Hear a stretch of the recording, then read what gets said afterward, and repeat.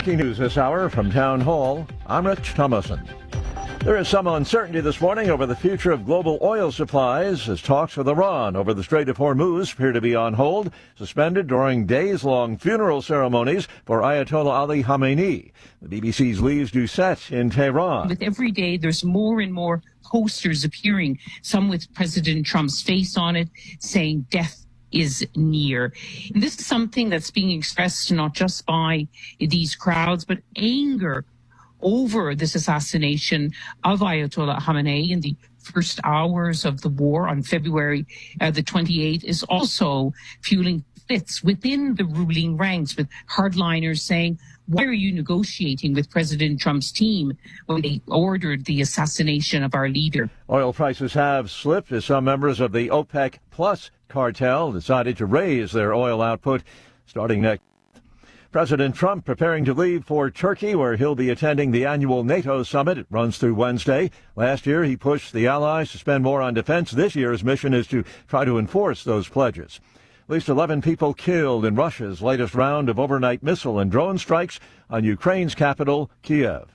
First came the deadly heat, now the flooding rains that are inundating parts of the Midwest as well as parts of the eastern U.S. FIFA pulls an about-face. Now American soccer star Folarin Balogun, who previously got a one-game suspension, will be allowed to play in tonight's showdown with Belgium. President Trump has taken to social media, saying the decision remedies what he calls a great injustice. Mr. Trump reportedly phoned FIFA to complain about the suspension. Wall Street getting back to work this morning following the long holiday weekend. The Dow will open at 52,900, and that is a record high. More on these stories, townhall.com. The following is a real-life story from Trinity Debt Management. When I was feeling the stress of too much credit card debt, I looked at two different options: debt settlement and debt management. They may sound the same, but guess what? They're not. Debt settlement seemed like a quick fix, but I found out it would destroy my credit, create tax headaches, and hit me with huge fees. They actually told me to stop paying my bills. No way, not me. Then I turned to a debt management plan developed by the team at Trinity. They worked with my creditors, lowered my payments, reduced my interest, saved me thousands, and paid off my debt. And Trinity is a Christian company, which is important to me. If credit card debt has you down, call Trinity at 1-800-990-6976. My name is Heather. Please forget debt settlement. And remember, Trinity Debt Management. 1-800-990-6976. China's Navy has test-launched a long-range ballistic missile from one of its nuclear-powered submarines in the South Pacific. The New Zealand government says the missile was fired into a nuclear-free zone set up under a 1986 treaty. China last tested a missile in international waters in 2024, the first such test in 4 decades. China's brief announcement earlier today of the test says the missile carried a dummy warhead as part of routine training. The launch took place the same day that Australia and Fiji signed a new mutual defense treaty meant to counter Chinese influence in the Pacific region. Deadly clashes in Sri Lanka have broken out inside a prison on the outskirts of the capital, Colombo. Unrest at the prison began yesterday, continued into the early hours of today, according to local media and police. Reports that 25 people have been killed in the violence. More than 100 others were injured in the prison uprising. News and analysis at townhall.com. One California man's misfortune, his legal struggle, proves to be a blessing for a lot of others. A farmer has been giving away nectarines amid a legal dispute with a food market and distribution company, claiming exclusive rights over the variety of a white nectarine that he grows. Cesar Mora has been unable to sell his nectarine crop for the last 2 years because of the lawsuit. Guimara Brothers Fruit Company filed the suit against Mora, centering on the company's claim of exclusivity and accusations Mora broke their contract by selling the fruit to other packers. Trial begins later this month. Jason Walker reporting. If you'll be hitting the gas pump anytime soon, you may find it a bit less painful. This morning's AAA national average, regular gas, $3.79 a gallon. That is down a penny from yesterday. More on these stories, townhall.com. Washington is wasting $500 million every year on a federal supervision system that doesn't work. Probation officers are overwhelmed. Resources are going to people who pose zero threat, while actual dangerous individuals slip through the cracks. The Safer Supervision Act stops the waste and refocuses every dollar on protecting families from harm. President Trump's own pollster found about 80% of Trump voters want this fixed. It's time for Congress to get this done. Stop the waste. Protect our communities. Visit safersupervision.com. Paid for by the Reform Action Fund.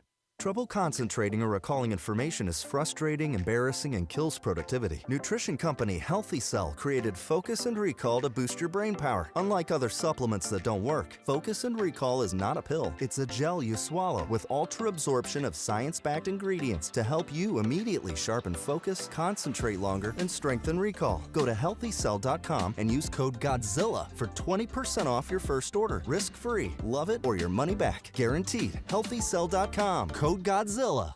Now more than ever, it's imperative to support companies that share our conservative values. That's why I can't be more excited to tell you that I've switched my family to Patriot Mobile. Patriot Mobile is America's only Christian conservative wireless provider. When you switch to Patriot Mobile, you shift your support away from the leftist, woke, progressive agendas of Big Mobile. Patriot Mobile's wireless service works perfectly and seamlessly as you go about your lives with exceptional nationwide coverage that uses the same towers the main carriers use. Patriot Mobile donates a portion of every dollar earned to causes you care about, to organizations that fight for religious freedom, First and Second Amendments, sanctity of life, and the needs of veterans and first responders. Patriot Mobile has plans to fit any budget, along with great discounts for our veterans and first responder heroes, as well as multi-line users. Switching is easy. Just go to patriotmobile.com/Godzilla or call their U.S.-based customer service team, 972-PATRIOT. That's 972-728-7468. Use offer code Godzilla for free activation. The Cats and Cosby Show. It's the top news of the day. People are out there saying, the Iranians are never going to live by it. But let me tell you something. President Trump is going to bomb them again if they screw around. Hopefully they live up to it. And if not, the pounding's coming. We're going to do it again and again and again. The Cats and Cosby Show, weekdays 5 Eastern, 4 Central on the stations of the John Fredericks Media Network. Trump is the toughest president we ever had. Well, he's definitely the best bomber.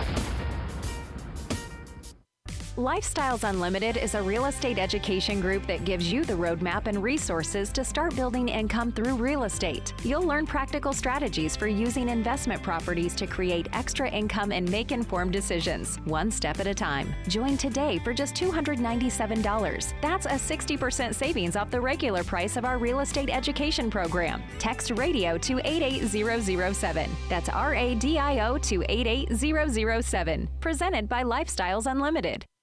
In 2008, the amount of concentrated time people could spend on a task without becoming distracted was 12 seconds.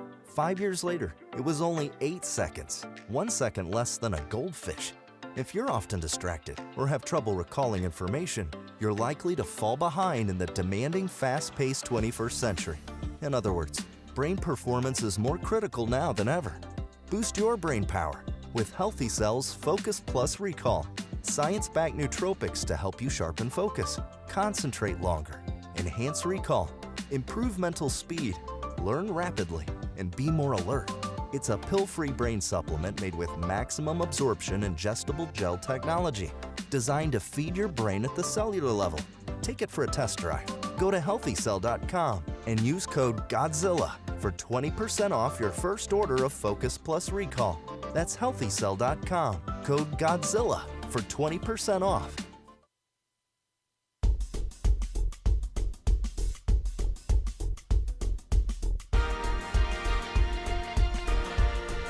Happy Monday morning, listening family. This is the John Fredericks Media Network. I'm Dan Hobgood. Time for a look at weather and sports. We'll start, as we always do, with where I am in Richmond, Virginia, where the high today will be a network record, I guess, or at least the highest throughout the network this afternoon. 92 degrees. Storms are coming. A low tonight of 73 with storms still hanging around. Right now, the temperature in the River City, 71 degrees. Moving on to D.C., where I was for part of the weekend this past weekend. High today of 87 with storms. A low tonight of 71 with storms. Right now, the temperature is 77 degrees in Washington. The Nats dropped 2 out of 3 to my Buccos at Nats Park. Nats will host a series against the Astros starting tonight at 6:40. I think I know where John Fredericks will be this evening in the nation's capital. Astros won their series over the weekend as well. In Atlanta, high today of 85, stormy. A low tonight of 72, still stormy. Right now the temperature in Georgia, 72 degrees. The Braves lost yesterday, but win their series at home against the Mets. Nashville, you're looking at a high of 85 with intermittent storms this afternoon. A low of 72 and humid tonight. Right now the temperature is also 72 degrees. Philadelphia, high today of 80 with heavy storms. A low tonight of 69 with showers. Right now the temperature in the city of brotherly love, 72 degrees. The Phils fall yesterday to Kansas City, 5-2. Rubber match this afternoon for the series at 2:10. Morgantown, you're looking at a high of 87 degrees, and you guessed it, some storms in the area. A low tonight of 68, still with some storms in the area. Right now the temperature in By God, West Virginia, 71 degrees. Pittsburgh, last but not least, my Yinzers out there. High of 85 and stormy today. A low of 70 tonight. Still stormy. Right now the temperature also 70 degrees. As I mentioned, Buccos win 2 out of 3 in D.C. They're off today. Now if the team could just figure out how to win with Paul Skeens on the mound, I'll be a happy guy. U.S. versus Belgium tonight at 8 for the World Cup. Bringing you today's weather and sports update is the Godzilla Wins radio show. For the best insight, analysis, and picks, watch and listen to Godzilla Wins Saturday mornings from 9 to 11 all across the John Fredericks Media Network. Plus, to get John's daily sports pick, go to GodzillaWins.com. Once again, that's GodzillaWins.com. And now for your Philosophy Minute of the Day.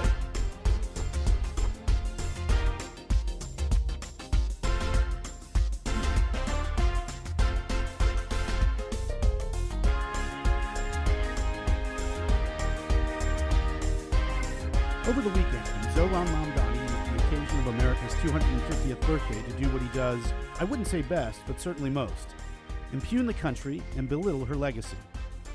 Mamdani hates America for her basis in rugged individualism, and like Barack Obama, if I may quote him, wants to fundamentally transform the nation from a land of personal self-determination to one of indentured servitude and self-sacrifice. Mamdani's speech featured his signature magniloquence, yet it is all unearned. For statist collectivist tribalists, the inconvenient truth is that no logical argument begets a moral code of self-sacrifice. The best that they can do in service of their cause is invoke faith, feelings, and the irrational life. Along the way, fallaciously, the tribalists will cite the names of famous, respected people and indicate that they believed in self-sacrifice, thereby at least implying that because these admired people believed in it, we should too. However, I'm not running to jump off of some cliff just because so-and-so tells me that I should, though I'll admit that I hope the Zohran Mamdanis of the world will. They won't, alas. The demagogues are always the do-as-I-say, not-as-I-do ilk, and after all, no career is more lucrative in a totalitarian regime than government dictator. Personally, I aspire to be a man not of faith, but rather of fact. So, what do the facts have to say about the subject of morality, if anything? Well, observe that morality, the science of what we should and shouldn't do, exists solely because we are beings of choice. If not for choice, we'd all be automatons, and should not wouldn't exist. Only, in the immortal words of Yoda himself, do or do not. Yet, while choices give rise to morality, they've also made it an algorithm very difficult to unlock. Reason being, there are a lot of bleeping choices out there. Should we work? Should we eat? Should we exercise? Should we lie, cheat, and steal? All of our choices would be totally arbitrary if they were all hierarchically equal. What's been shown, though, is that one choice is more fundamental than all the rest, and is one on which all possible others depend and reflect. Can you figure out what that crucial choice would be? Think, what is the basic alternative for living human beings? That was a hint of sorts.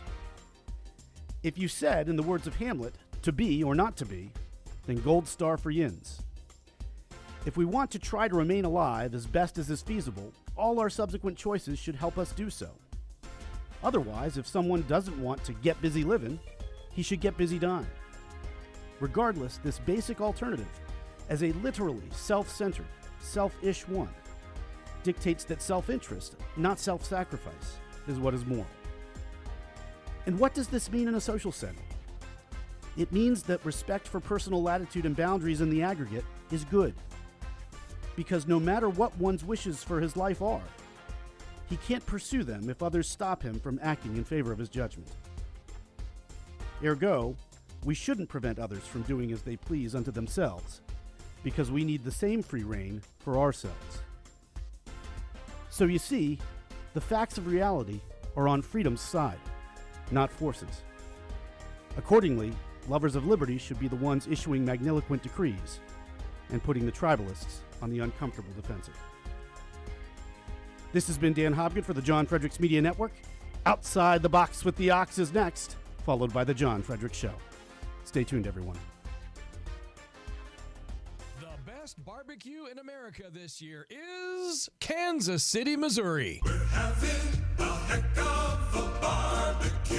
Followed by Los Angeles, Houston, St. Louis, Austin, and Chicago. Memphis coming in at 8, Nashville 9, Atlanta 23, Minneapolis 25, and Philadelphia respectively coming in at 31. Hello, Adam's Ribs? I'd like to place a takeout order, please. Barbecue is the one thing that can bring us all together, especially on the 4th of July. Compiled and published by LawnStarter.com is a list of nearly 500 cities and towns and how they rank in the world of barbecue. Best damn chicken in the state. Categories include accessibility, customer satisfaction, and competition awards, each with different weights on the ranking scale. Not covered in the rankings, however, is anything meat-specific, like beef, poultry, or pork. Barbecued spare ribs, that's what I want. That's what I need. And nothing in the study about side dishes. We didn't order any coleslaw. You sent all the way to Chicago and no coleslaw? Well, bringing us together in this season of division, the one thing we can all agree on when it comes to barbecue, a full rack of dry-rubbed spare ribs can't be beat. Way better than even the best saucy fall off the bone baby backs or smoky beef brisket. Thinking outside the box. And if you disagree with that, you should be criticized on social media, branded as disloyal, stripped of all government aid and subsidies, primaried in the upcoming election, and threatened with deportation. Oh, okay. I see what you did there. Here outside the box with the Ox in the Eastern Time Zone and now in West Virginia on the John Fredericks Media Network.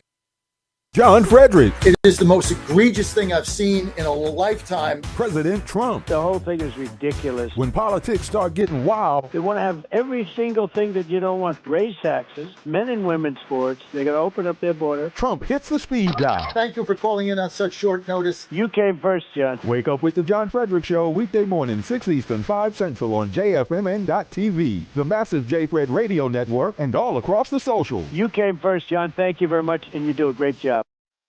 Right now, download the new WV Sports Nation app from the Apple Store or Google Play and get the entire Mountaineer sports world in the palm of your hand. Right now, get notified when new stories drop about your favorite Mountaineers teams and athletes. Download the WV Sports Nation app right now. Get updates on next level Mountaineers like Weatherholt and Joe Mazzulla. All that and more right in your pocket right now. Download the new WV Sports Nation app from the Apple Store or Google Play. Download the app right now.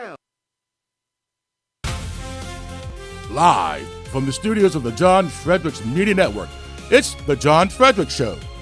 Grab yourself a cup of 1775 coffee, sit back, and get ready for the best 4 hours of talk in the universe. To be part of the show, just call our toll-free number, 888-480-5646. And now, here's the Godzilla of Truth, the Oracle of the Deplorables, the man who never has a failure to communicate, John Fredericks. For 250 years, the United States of America has been the hope, the promise, the light, and the glory among all of the nations of the world. All over the world, they try and be like us. Nobody can be like us. And with God's help, we will always be this or even better. We're going to be better. Here in our National Mall, we're celebrating freedom's triumph over tyranny, liberty's conquest over oppression, and the enduring victory of the American spirit from the July 4th, 1776 to July 4th, 2026. Big dates. That's big dates. Two big ones. And tonight our country is stronger, freer, richer, safer, and prouder than ever before.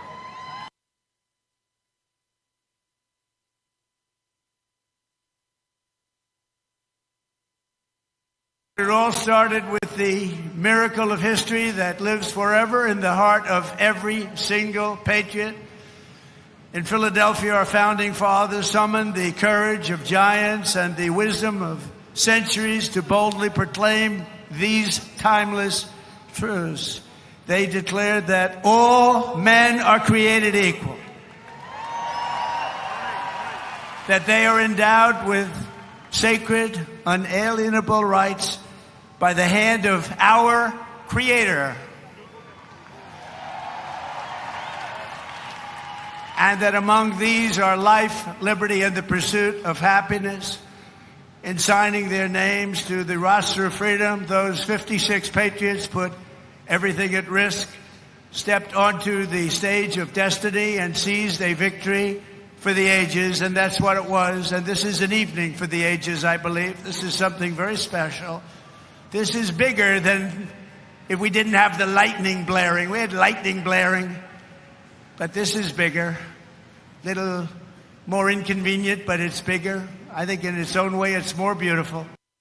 Americans must never forget that we are a historic and heroic people with a heroic spirit and a heroic purpose on this beautiful earth of ours.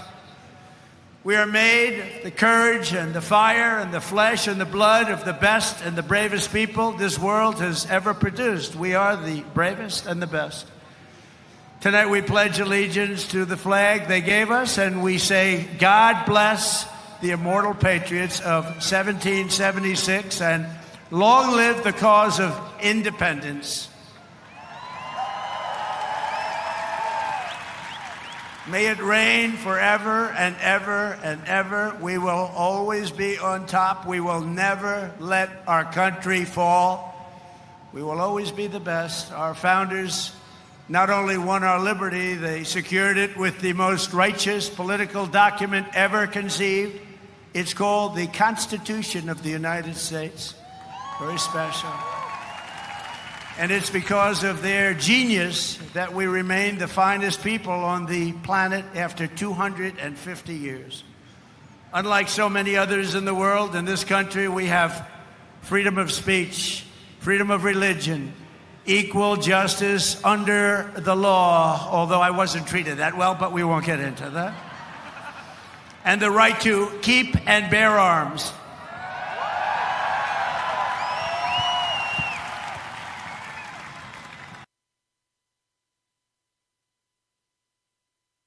From the beginning, we were a nation that lived by the motto, victory or death, and live free or die. 1 out of every 100 Americans gave their lives in the fight for independence to remind us of who these heroes were and what they gave us. We are honored to have here tonight in the heart of our nation's capital one of the very first American flags ever to exist. Dating back to 1777, it bears the 13 stars and 13 stripes of the 13 states that declared independence on the 4th of July.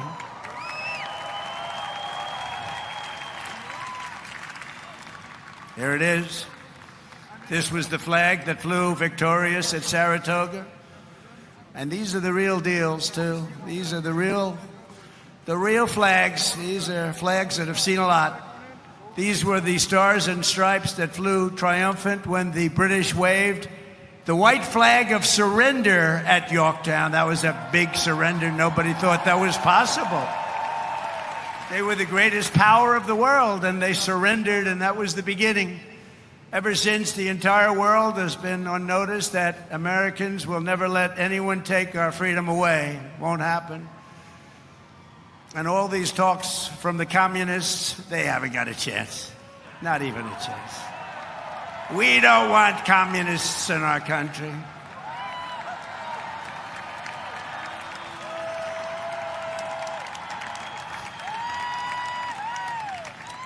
Never worked, and it never will work. Across the generations, Americans have fought, bled, and died, not just to secure those rights, but to expand them to citizens of every race, religion, color, and creed. because we are one people. We are one family. You showed that tonight with one flag. And as our Declaration of Independence tells us, we are all made in the image of one Almighty God.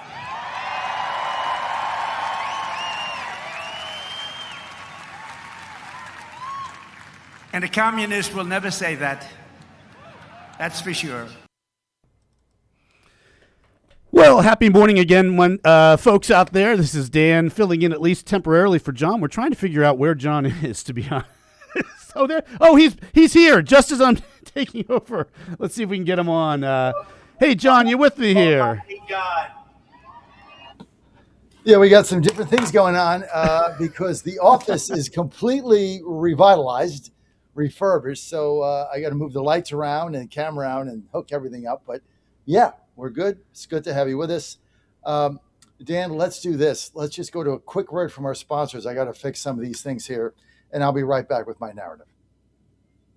Bad decisions limit future options. Make enough bad decisions and you will destroy your life. Listen to The Flatline with your host, Rick Hughes, every Sunday morning on the John Fredericks Radio Network. The Flatline describes a main line of resistance in your soul, built on God's Word.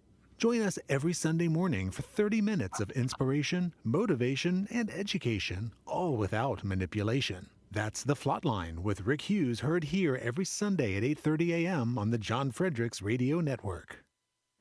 Ponder this. Have you ever been so hungry that not only is your stomach growling, but you become lightheaded and shaky? Your blood sugar is hit an all-time low. It seems that when this occurs, no amount of food can satisfy this type of hunger.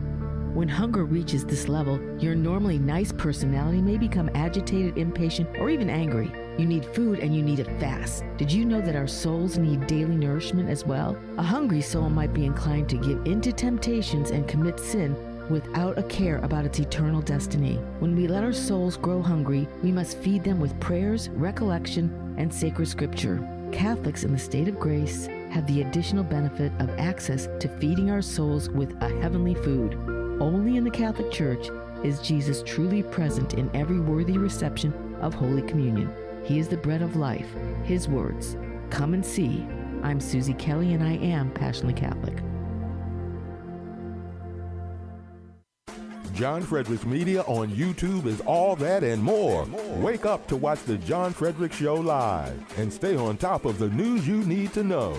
Rewatch your favorite guest interviews, follow John's national media appearances, and dig into the archives of America's Godzilla of Truth. All that and more. It's John Fredericks Media on YouTube. Hit YouTube, search John Fredericks Media, subscribe, bookmark it, log in today. John Fredericks Media on YouTube. He's the voice of Virginia. No, you can't. You have one of the worst voices I've ever heard in my life. And the commander of common sense. Fire at will, Commander. Now back to the John Fredericks Show.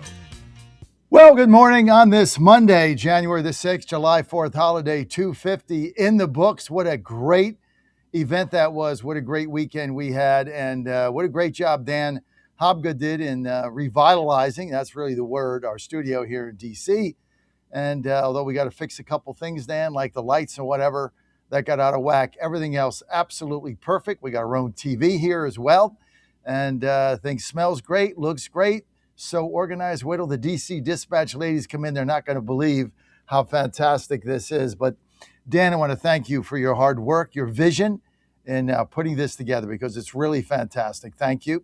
We expected to be in Colonial Downs today, but I guess the heat and some other things we decided not to go, so we'll be there next week. Looks like we're getting our horse that we're looking to claim today, I think at the fourth race. Probably shouldn't say that on air. So we'll see what happens with that. Not really sure what we're going to do. A lot of moving parts around Churchill Downs or whatever. Anyway, it's great to have you with us here, as always. And what a weekend this was. This was an incredible weekend. We went to an event, Ann and I, on Friday night, kind of ring things in. That was fun beyond belief. But then just the Saturday night, the whole event, the fireworks, I thought President Trump's speech was absolutely spot on and fantastic. And yeah, there was some partisanship there because we're getting overrun by communists. What the hell you expect them to do? So I'm really not sure. The libtards are never, the libtards and the communists and the left, they just hate Trump. They don't care what it is. They hate America. But I'll get to that in a minute. I'm going to get to the good things that went on because this was a great weekend. The city was beautiful. The fireworks display was incredible. I don't even know how to tell you this. It was incredible. We absolutely loved every minute of it. And went on for 40 minutes. We didn't, go into the mall. We didn't want to wait on the line. So Anna and Joe just basically went down near the wall. We were on the street. Thing was packed. There were people all over the place having fun, singing, dancing. I mean, it was just a wonderful experience, a great celebration of our 250-year birth of this country, our anniversary, whatever you want to call it, birthday. Everything was perfect. The city was perfect. The crime was virtually zero. It was just a wonderful, wonderful 3 days of celebrations, starting on Friday, really starting on Thursday. The National Mall is great. If you've not been there now, the crowds will go down. The heat's going to come down. Come out and see it. That's a lot of fun. It's going to be there, the State Fair, through the next week. But, in just celebrating the country and celebrating our freedom and seeing so many young people there. And, what has happened in this country is so sad because these so many young people have been indoctrinated that our country is no good. I mean, this is basically their indoctrination. Our country is no good. It was born on slavery. It came out of racism. It was indigenous peoples. It was we stole the land. It was we're corporate barons. Where everybody's exploited. I mean, that is the message that everybody is getting when they go to school. No Pledge of Allegiance, like we had nothing. And it's taken a toll. And now kids are turning around and saying, hey, yeah, communism, let's give it a shot. I think if we get communism, I think I get to live in my mom's basement, play video games and order DoorDash and somebody will pay for it. I guess that's what they think communism is. Until, of course, the DoorDash people start delivering and they confiscate your mother's apartment and then you got nowhere to live and you're on the street.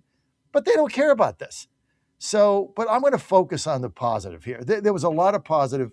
President Trump, I thought, was spectacular in his speech. I really enjoyed it. And anybody that came here, anybody that was around the country, anybody that was able to marvel in the beauty of what we've done as a nation, just marvel in it. And that's really what it is. Like, what have we done? You think about 250 years. My wife, Ann, made a great point the other day. She said, if Mom, Dolly, my mom, if your mom was alive today on August 17th, she'd be 100. And she said, think about this. She would be, if she was alive today, 100 years old, and she would have represented 2/5 of the entire country's history. I mean, think about that. And the way she put that was like, you think, 250 years is a long time. It's not when you think of your parents. And probably somebody out there now who's, parents' aged might be nearing 100. They've been here 2/5 of the country's entire history. I mean, think about that. I mean, the guy that they had up, the World War, I guess, II veteran, that was 107. I mean, he's 107. I mean, the country was only 143 years ahead of him. I mean, think about that. That's nothing. I mean, I'm 68, right? This is the birth of this country, the beauty of it. And I had a chance this weekend because, it's July 4th. I kind of went back, you study in the history books in high school and college, but I went back to kind of the Civil War. I want to see the movie Young George Washington. Definitely want to see that. Heard that was pretty good. But went back and just read some history about, the Civil War and how the British miscalculated and they thought that they had a greater degree of loyalists than they had. They miscalculated that. And people wanted their freedom. So just a fabulous weekend to celebrate, fabulous weekend to love your country, fabulous weekend to think about all the wonderful things that we have and just not the hate. But, the Democrats can't help themselves. The communists, all they did was hate on us this weekend. I mean, they get up, they hate, they go to bed, they hate, they walk the earth, they hate. It's what this whole thing is. and they want to bring this thing down. They want to bring it all down and start over with open borders and let everybody in, and this whole birthright citizenship. Why do you think the Democrats are going crazy over this? It has nothing to do with them. It's all about their future voters, right? I was thinking this weekend, if the Chinese communists came in and invaded the country and controlled Colorado West, that half of these Democrats would be collaborating with them, cheering them on. I have no doubt about it. It's a better system, they'd say. Land, food, peace for everybody, they'd say. Of course, the Chinese are starving. That doesn't matter, right? If you go off base on your social media score, they cut off your food and you starve to death. But hey, it's a better system. Even though they do a coal plant a month with no restrictions, polluting the air, it's a better system.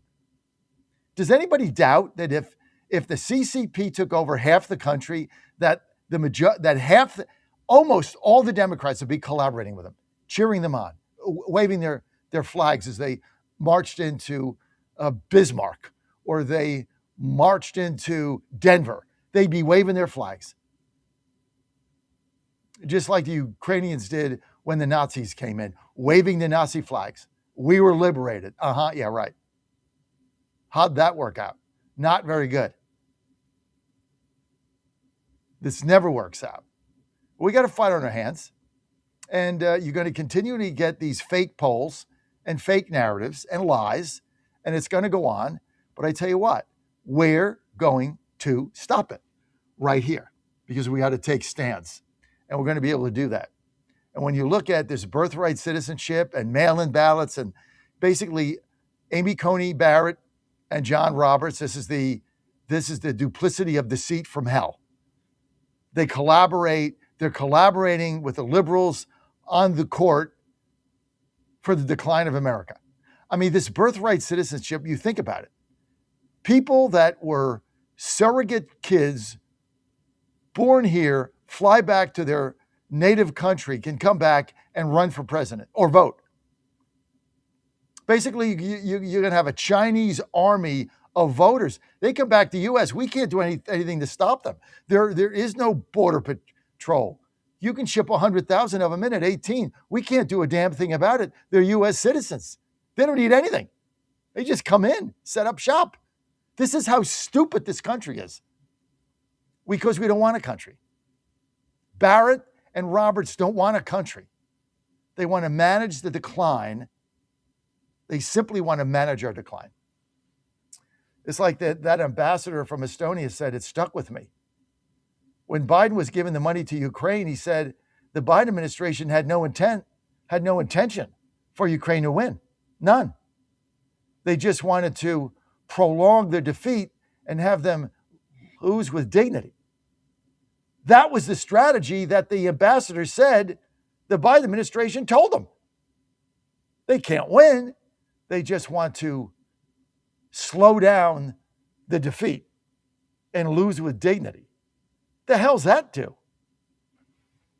This is why we're so screwed, right?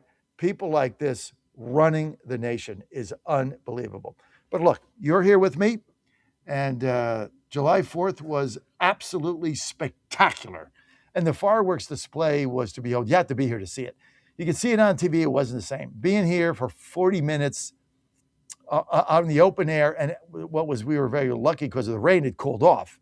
I mean, during the day, it was like blistering hot. You really couldn't go out. It was so hot and then we had the thunderstorms come. But the beauty of that is it cooled off the night. So there wasn't a breeze blowing, but it was, after that level of rain, it was just cooler. And so it was fun to go out, fun to see it. And we didn't go on a rooftop. We didn't have to go to some celebrity party and dress up. We just went right on the street with so many other Americans celebrating it in your nation's capital. The cleanest, most beautiful city in America, right here in Washington, D.C., and I loved it. I'm not gonna lie to you. I loved it, and I love our city. I've lived in a lot of different places. I never felt any of them were home. Like I guess Roswell when I was there to a certain extent. I guess, kind of. I was there a while, so that was kind of home. But all these other places were never really home. They were just transient. Chesapeake, I could care less. Probably to be just being honest with you, whatever. You know, it isn't even a town. It's just like a place. And then Raleigh, I didn't like, and Pittsburgh was nice, but I'm not from Pittsburgh, so I knew we were there for a short-term basis. I forget where else we lived. I can't remember. I don't know. A lot of places in 20 years. We moved so many times, but this really feels my home. I mean, I really feel like I'm a Washingtonian, even though I've only been here 19, 20 months. I really feel like this is home because I love this city. Even though we got a communist mayor coming in, we'll have to stop her. We'll have to get rid of home rule. But I'm going to keep fighting the fight. I know you guys are with me, and we're going to make Washington, D.C., well, once again, the shining city on the hill. And so a lot to be thankful for this 250. A lot to be thankful for. Glad to see my younger son Joe is with us, celebrating it. Very proud of his nation. Still, after baseball, intends to be a cop. So I like that. But, it's up to him. Things change. But very, very proud of him and very proud of all of our team for the love they have of this nation. None of this would be possible without the freedoms that we have. And like watching the soccer has been fabulous. Watching the social media, so many people coming from different countries, just loving us up. Like the one guy from Germany who said, if you read about the country in the media, it's very different than when you come here and drive through it. It's very different, right? Because all the libtards that control the international media, they all hate on us too. And then you get here and you realize, oh my God, what a beautiful abundance of things that we have. And then you got the communists like Mandami trying to, tell you we suck, tell you we're horrible, tell you. And it's all about, all goes back to racism, right? At the end of the day, everything we do now is racist. Fireworks are racist. Parties are racist. They never want you to forget this country had a racist past. Even for one day, they can't let you forget it. We shouldn't be celebrating this country. It's awful. It's horrible. Even though you're free, and somewhere else, you wouldn't even be able to say that. Your ass would be in jail or your head would be on a stick someplace. This is how stupid they are. But you know what? We're going to continue to fight and we're going to continue to win. And we got to get through these midterms. If we get through the midterms, game over. Because by the time 2028 comes, we're going to have additional seats like in Mississippi and South Carolina. We're going to have more seats that are going to get gerrymandered in our favor, which I don't care, which I'm all in favor of. We're going to get them in Indiana because those libtards, rhinos got beat. Remember, this is about ballots and boxes and maps. There's no ideology here. You get a ballot, you put it in a box, and you get a map. That's it. Maps, ballots, boxes. That's what the new age is about. You win elections by changing the maps and putting ballots in a box. There's no ideology. There's no, all these Republicans, I got a piece out. I got a piece coming out today. It's a great piece. It's basically ballots and boxes. Epic piece. It's ballots and boxes. That's what this whole thing is about. We want our consultant class, they want to run TV ads. They want to get paid their 15, 20%. They want to run ads here, ads there. None of that. The ads don't matter. Mailers don't matter. They want to get their 15% on that. The only thing that matters is getting a ballot and stuffing it in the box, and handing it in, and putting it in the mail, and harvesting voters, harvesting ballots, and go to the homeless like they did in L.A. and offer them $5 a ballot. Here's a ballot, sign it, $5, sure. What's your address? L.A. Homeless, Inc. You can't win.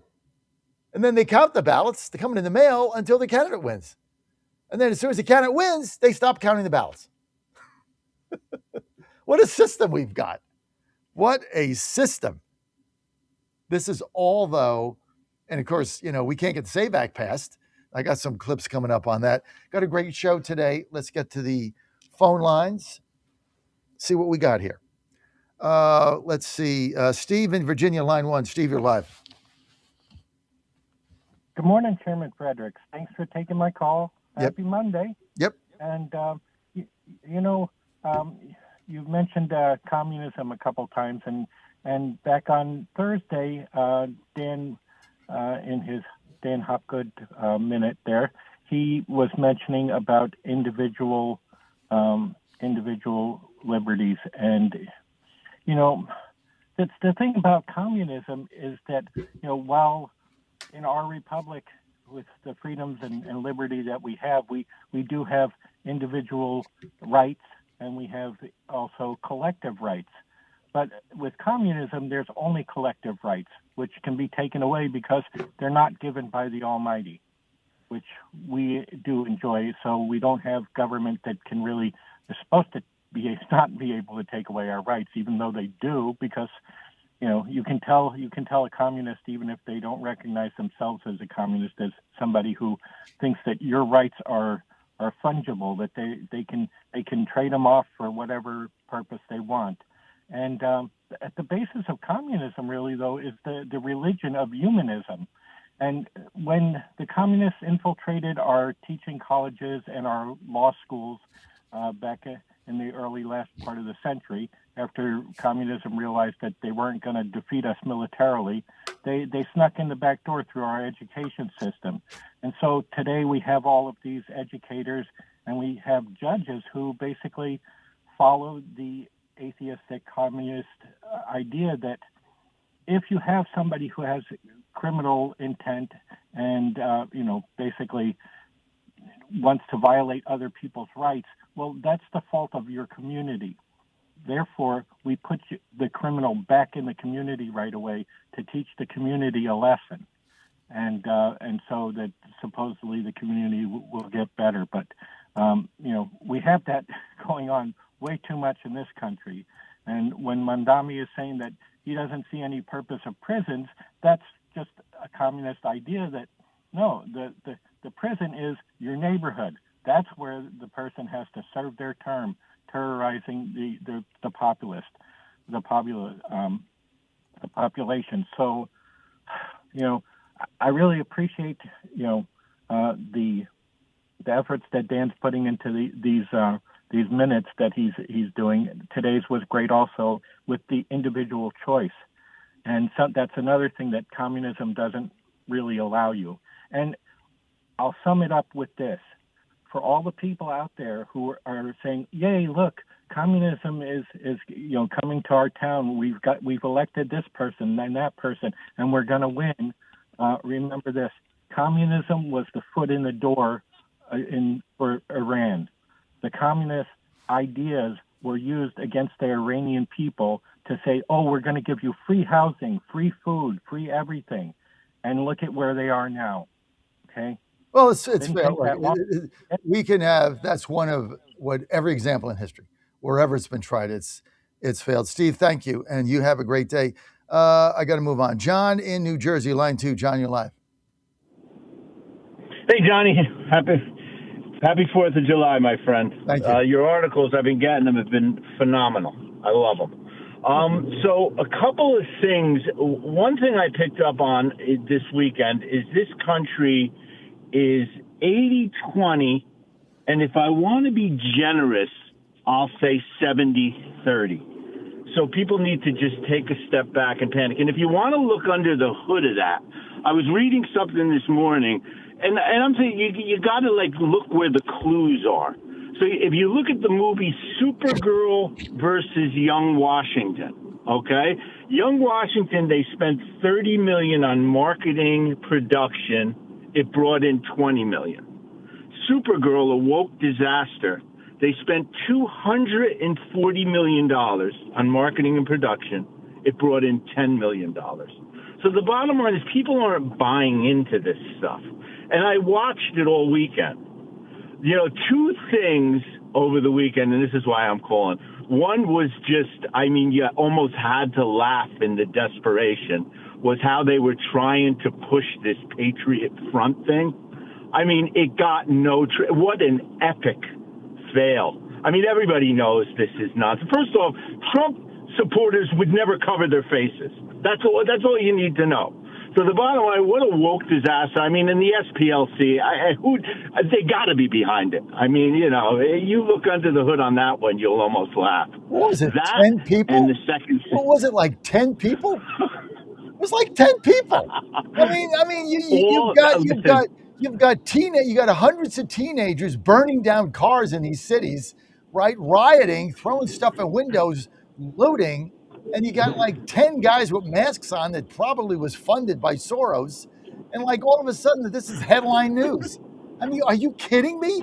Like Washington, D.C. was absolutely spectacular. They had to find a way to discredit it.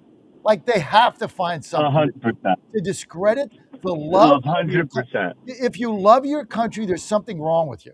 They have to look, in order to get communism in, they have to keep telling you how bad we are. That's what they have to keep telling you. Your life is wretched. You're miserable. You hate your life. You hate your country. Your country hates you. This country's founded on everything is bad. Everything is wrong. Elon Musk has got $1 trillion. Why don't you have $1 trillion? That hate, jealousy, that's all they do. And then they manufacture this, whatever it was, Proud Boys or what it was, like 10 people. I mean, you can get 10 people, pay them to do anything and then cover their face. Like, get out of my sight. Okay. And the fake news played this up the entire week. Like, oh, there's a white supremacy rally going on. There's 10 people paid by the other guys with masks on. Are you kidding me? I mean, just enough. But John, it's not going to stop.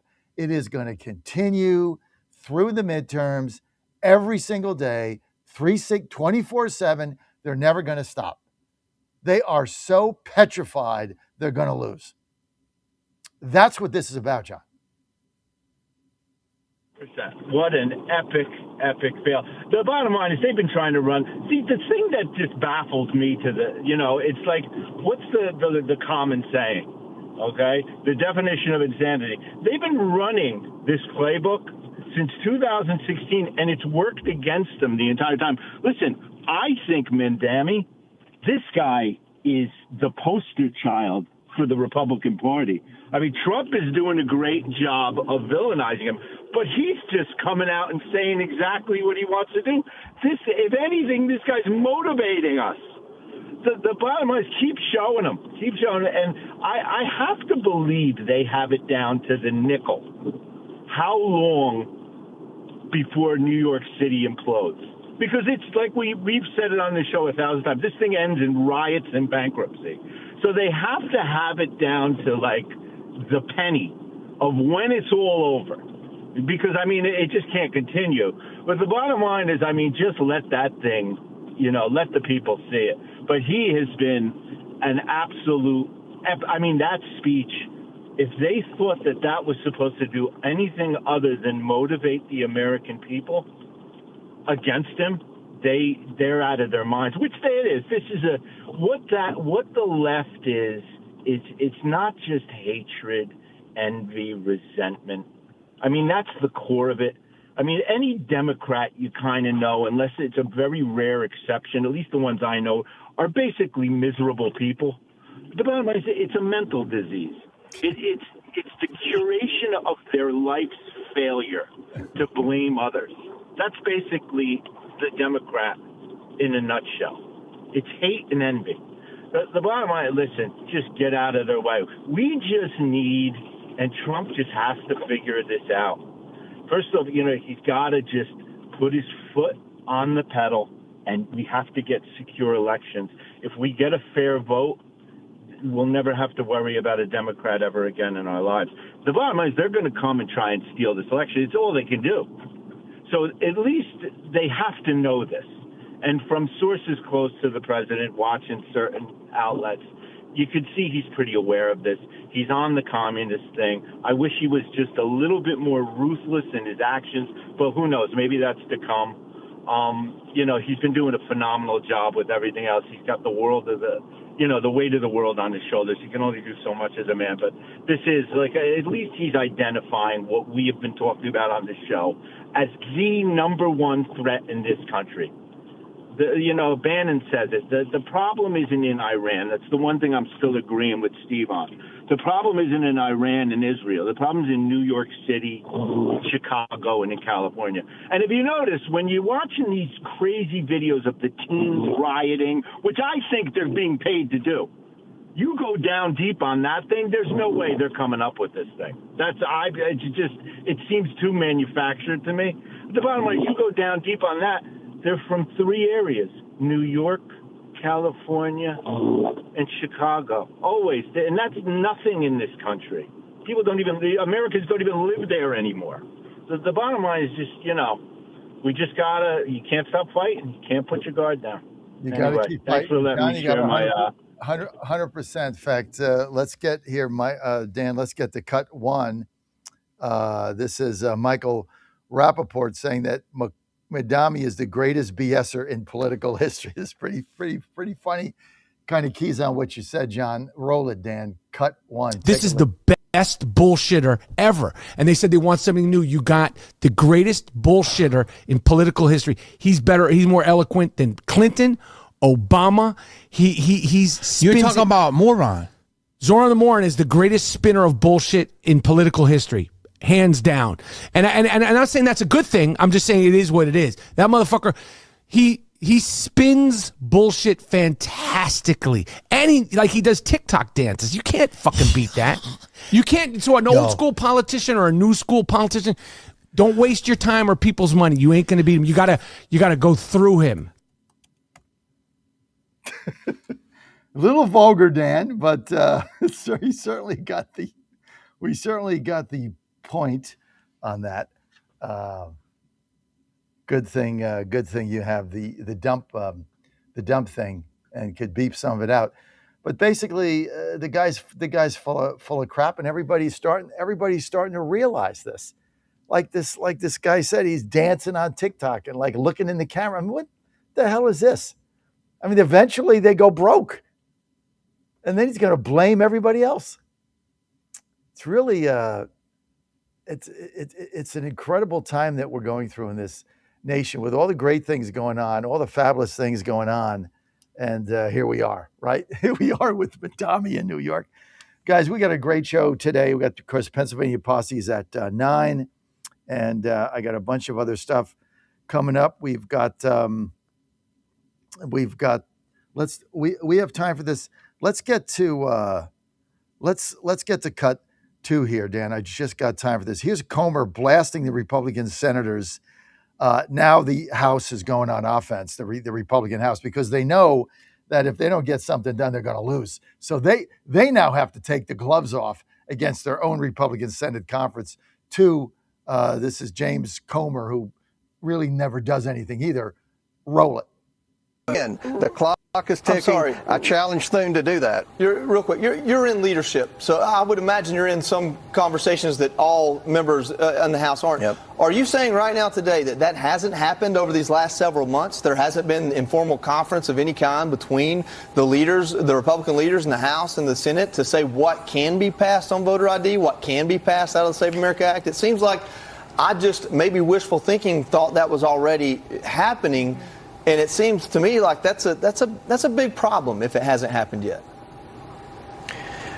Unless John Thune's talking exclusively with Mike Johnson, all that I'm hearing from the Senate leadership is that they don't have the votes. Not only do they not have 60 votes, they don't have 50 votes, which I don't believe that. You know, some of these Republicans say we can't vote for that because we could lose our election. I mean, are you that weak? That's my question to any Republican senator that's up for that. Are you that weak to where if you vote for a valid ID to be shown to vote, you're going to get beat in your home state? I mean, if you're that weak, you don't need to be a United States senator. So this is something that polls in both parties overwhelmingly. It shouldn't be a problem, and I hope that the Senate will get it together and figure out something that we can pass to give the American people confidence in the integrity of the elections. Let me ask you really quickly, Chairman, about the filibuster. Is it time to just get rid of this thing? I know there's some people who say, Kevin, if the Republicans do it, you know, all hell will break loose when the Democrats are in control. But I think there's a pretty fair argument to be made that at some point you have got to do the will of the American people. They sent you to Washington for a purpose. And if that means you have to get rid of it, I don't know why you wouldn't. Or am I overstating where we are right now? Okay, we're going to be right back with your calls. 888-480-JOHN. You're in the John Fredericks Media Network. Press the NATO allies to spend more on their own defense. About to head to Turkey for the annual NATO summit. His agenda will include holding the allies' feet to the fire, pushing them to honor the commitments they previously made, the gathering to run through Wednesday. Russia's war on Ukraine will be among issues discussed at the summit, with Ukrainian President Zelensky to address the gathering. Overnight, Russia launched more deadly drone and missile strikes on Ukraine's capital, Kiev. At least a dozen people killed, 60 or more wounded in the latest Russian attacks. First, there was the dangerous, deadly heat. Now comes the rain, flooding rain sweeping across parts of the Midwest, moving on into the east. Gas prices continue drifting lower. AAA's national average, a gallon of regular, $3.79. That's down a penny from yesterday. The White House says that's not the only relief for our beleaguered budgets. Republicans say the Trump tax cuts are continuing to provide major relief for American workers as the benefits begin their second year. The White House says 97% of taxpayers received a tax cut, with average refunds exceeding $3,400. Millions also claim deductions for tips, overtime pay, and Social Security benefits. The administration says the law is boosting take-home pay and helping strengthen families across the country. Ken Lorman reporting. Charlie Kirk's accused assassin due in court today. A preliminary hearing expected to run all week. 23-year-old Tyler Robinson was allegedly the gunman who shot Charlie Kirk 10 months ago at Utah Valley University. American soccer standout for Lauren Balogun, who previously got a one-game suspension, will be allowed to play in tonight's showdown with Belgium. After all, FIFA lifting his one-day suspension, and President Trump says it is the right call. More on these stories, townhall.com. The following is a real-life story from Trinity Debt Management. When I was feeling the stress of too much credit card debt, I looked at two different options: debt settlement and debt management. They may sound the same, but guess what? They're not. Debt settlement seemed like a quick fix, but I found out it would destroy my credit, create tax headaches, and hit me with huge fees. They actually told me to stop paying my bills. No way, not me. Then I turned to a debt management plan developed by the team at Trinity. They worked with my creditors, lowered my payments, reduced my interest, saved me thousands, and paid off my debt. And Trinity is a Christian company, which is important to me. If credit card debt has you down, call Trinity at 1-800-990-6976. My name is Heather. Please forget debt settlement. And remember, Trinity Debt Management. 1-800-990-6976. International shipping remains in the crosshairs. A cargo ship has come under attack off the coast of Yemen in the Red Sea. The United Kingdom Maritime Trade Operations Center reported the attack off of Yemen. The UK MTO says the ship was reportedly under attack by unknown armed assailants. The UK MTO also says authorities are investigating and no group immediately claimed the attack. Yemen's Houthi rebels have threatened to begin attacking ships again, though they have not been carrying out any attacks. Somali pirates also have been active further away in the Gulf of Aden recently. I'm Rika Ann Garcia. The Philippine Senate has started the impeachment trial of Vice President Sara Duterte, a politically volatile event. It unfolds against backdrop of her bitter feud with Philippine President Ferdinand Marcos Jr., thousands of police officers deployed to secure the Senate. News and analysis, townhall.com. The White House has a problem with those who oversee the national treasure known as America's Attic. A report released late on Independence Day by the White House Domestic Policy Council calls leadership at the Smithsonian Institution radical activists who cannot be trusted, especially at the National Museum of American History. And the report indicates that President Donald Trump may be getting ready to install his own team. In March, Trump said he intended to force changes at the Smithsonian with an executive order. targeting funding programs that advanced dismissive narratives and improper ideology. Donna Warder, Washington. Sky, that's the UK-based TV, internet, and mobile phone provider. It's owned by Comcast, has agreed to buy ITV's media and entertainment arm for $2.1 billion. It is back to work this morning for Wall Street following the long holiday weekend. More on these stories, townhall.com. In 2008, the amount of concentrated time people could spend on a task without becoming distracted was 12 seconds. 5 years later, it was only 8 seconds, 1 second less than a goldfish. If you're often distracted or have trouble recalling information, you're likely to fall behind in the demanding, fast-paced 21st century. In other words, brain performance is more critical now than ever. Boost your brain power with Healthy Cell's Focus Plus Recall. Science-backed nootropics to help you sharpen focus, concentrate longer, enhance recall, improve mental speed, learn rapidly, and be more alert. It's a pill-free brain supplement made with maximum absorption ingestible gel technology, designed to feed your brain at the cellular level. Take it for a test drive. Go to healthycell.com and use code GODZILLA for 20% off your first order of Focus Plus Recall. That's healthycell.com, code GODZILLA for 20% off. Washington is wasting $500 million every year on a federal supervision system that doesn't work. Probation officers are overwhelmed. Resources are going to people who pose zero threat, while actual dangerous individuals slip through the cracks. The Safer Supervision Act stops the waste and refocuses every dollar on protecting families from harm. President Trump's own pollster found about 80% of Trump voters want this fixed. It's time for Congress to get this done. Stop the waste. Protect our communities. Visit safersupervision.com. Paid for by the Reform Action Fund. On Golf with Jay Delsing, hear the stories of star makers like Scotty Scheffler coach Randy Smith. Randy, thank you so much for joining us today. I knew that there was going to be something real close to what we're looking at when he was 6.5 years old. Wow. I was one of the luckiest guys in the world to be standing on the right street corner when the right bus came up.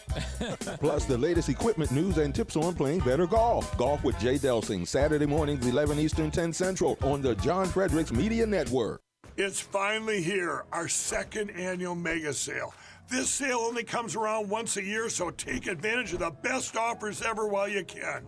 For example, save 50% on our Giza Dream bed sheets, as low as $29.98. And for the first time ever on TV, MyPillow mattresses and MyPillow mattress toppers as low as $99.98. And you save 50% on our Lux Pure 6-piece towel sets. Regular $69.98, now only $39.98. And our best-selling standard MyPillows, regular $49.98, on sale for $17.98. Wait on it, mega sale only $14.98. But wait, there's more. To make the mega sale even more special, when you order right now, your order's going to ship absolutely free. To take advantage of the second annual mega sale, go to MyPillow.com or call 800-854-0504 and use promo code GODZILLA. The Trump administration has brought positive changes when it comes to fixing our broken healthcare system. If we really want to make America healthy again, well, that starts at home. And that's where the Wellness Company comes in. You see and hear from the Wellness Company doctors all the time, and you know their products are the gold standard for keeping you and your family safe and healthy, giving you the opportunity to make sure you're prepared for whatever happens with their prescription medical kits. Additionally, the Wellness Company offers a variety of products, from parasite cleanses to methylene blue to weight loss and so much more. Make America healthy again starts at home. Do your part and protect the health of you and your family. Live a healthier, longer, and more satisfying life. Go to twc.health/Godzilla and order. That's twc.health/Godzilla. Use promo code Godzilla to save 10% today. Now more than ever, it's imperative to support companies that share our conservative values. That's why I can't be more excited to tell you that I've switched my family to Patriot Mobile. Patriot Mobile is America's only Christian conservative wireless provider. When you switch to Patriot Mobile, you shift your support away from the leftist, woke, progressive agendas of Big Mobile. Patriot Mobile's wireless service works perfectly and seamlessly as you go about your lives with exceptional nationwide coverage that uses the same towers the main carriers use. Patriot Mobile donates a portion of every dollar earned to causes you care about, to organizations that fight for religious freedom, First and Second Amendments, sanctity of life, and the needs of veterans and first responders. Patriot Mobile has plans to fit any budget, along with great discounts for our veterans and first responder heroes, as well as multi-line users. Switching is easy. Just go to patriotmobile.com/Godzilla or call their U.S.-based customer service team, 972-PATRIOT. That's 972-728-7468. Use offer code Godzilla for free activation. Live from the studios of the John Fredericks Media Network, it's The John Fredericks Show. Grab yourself a cup of 1775 coffee, sit back, and get ready for the best 4 hours of talk in the universe. To be part of the show, just call our toll-free number, 888-480-5646. And now, here's the Godzilla of Truth, the Oracle of the Deplorables, the man who trucks the truth from coast to coast, John Fredericks.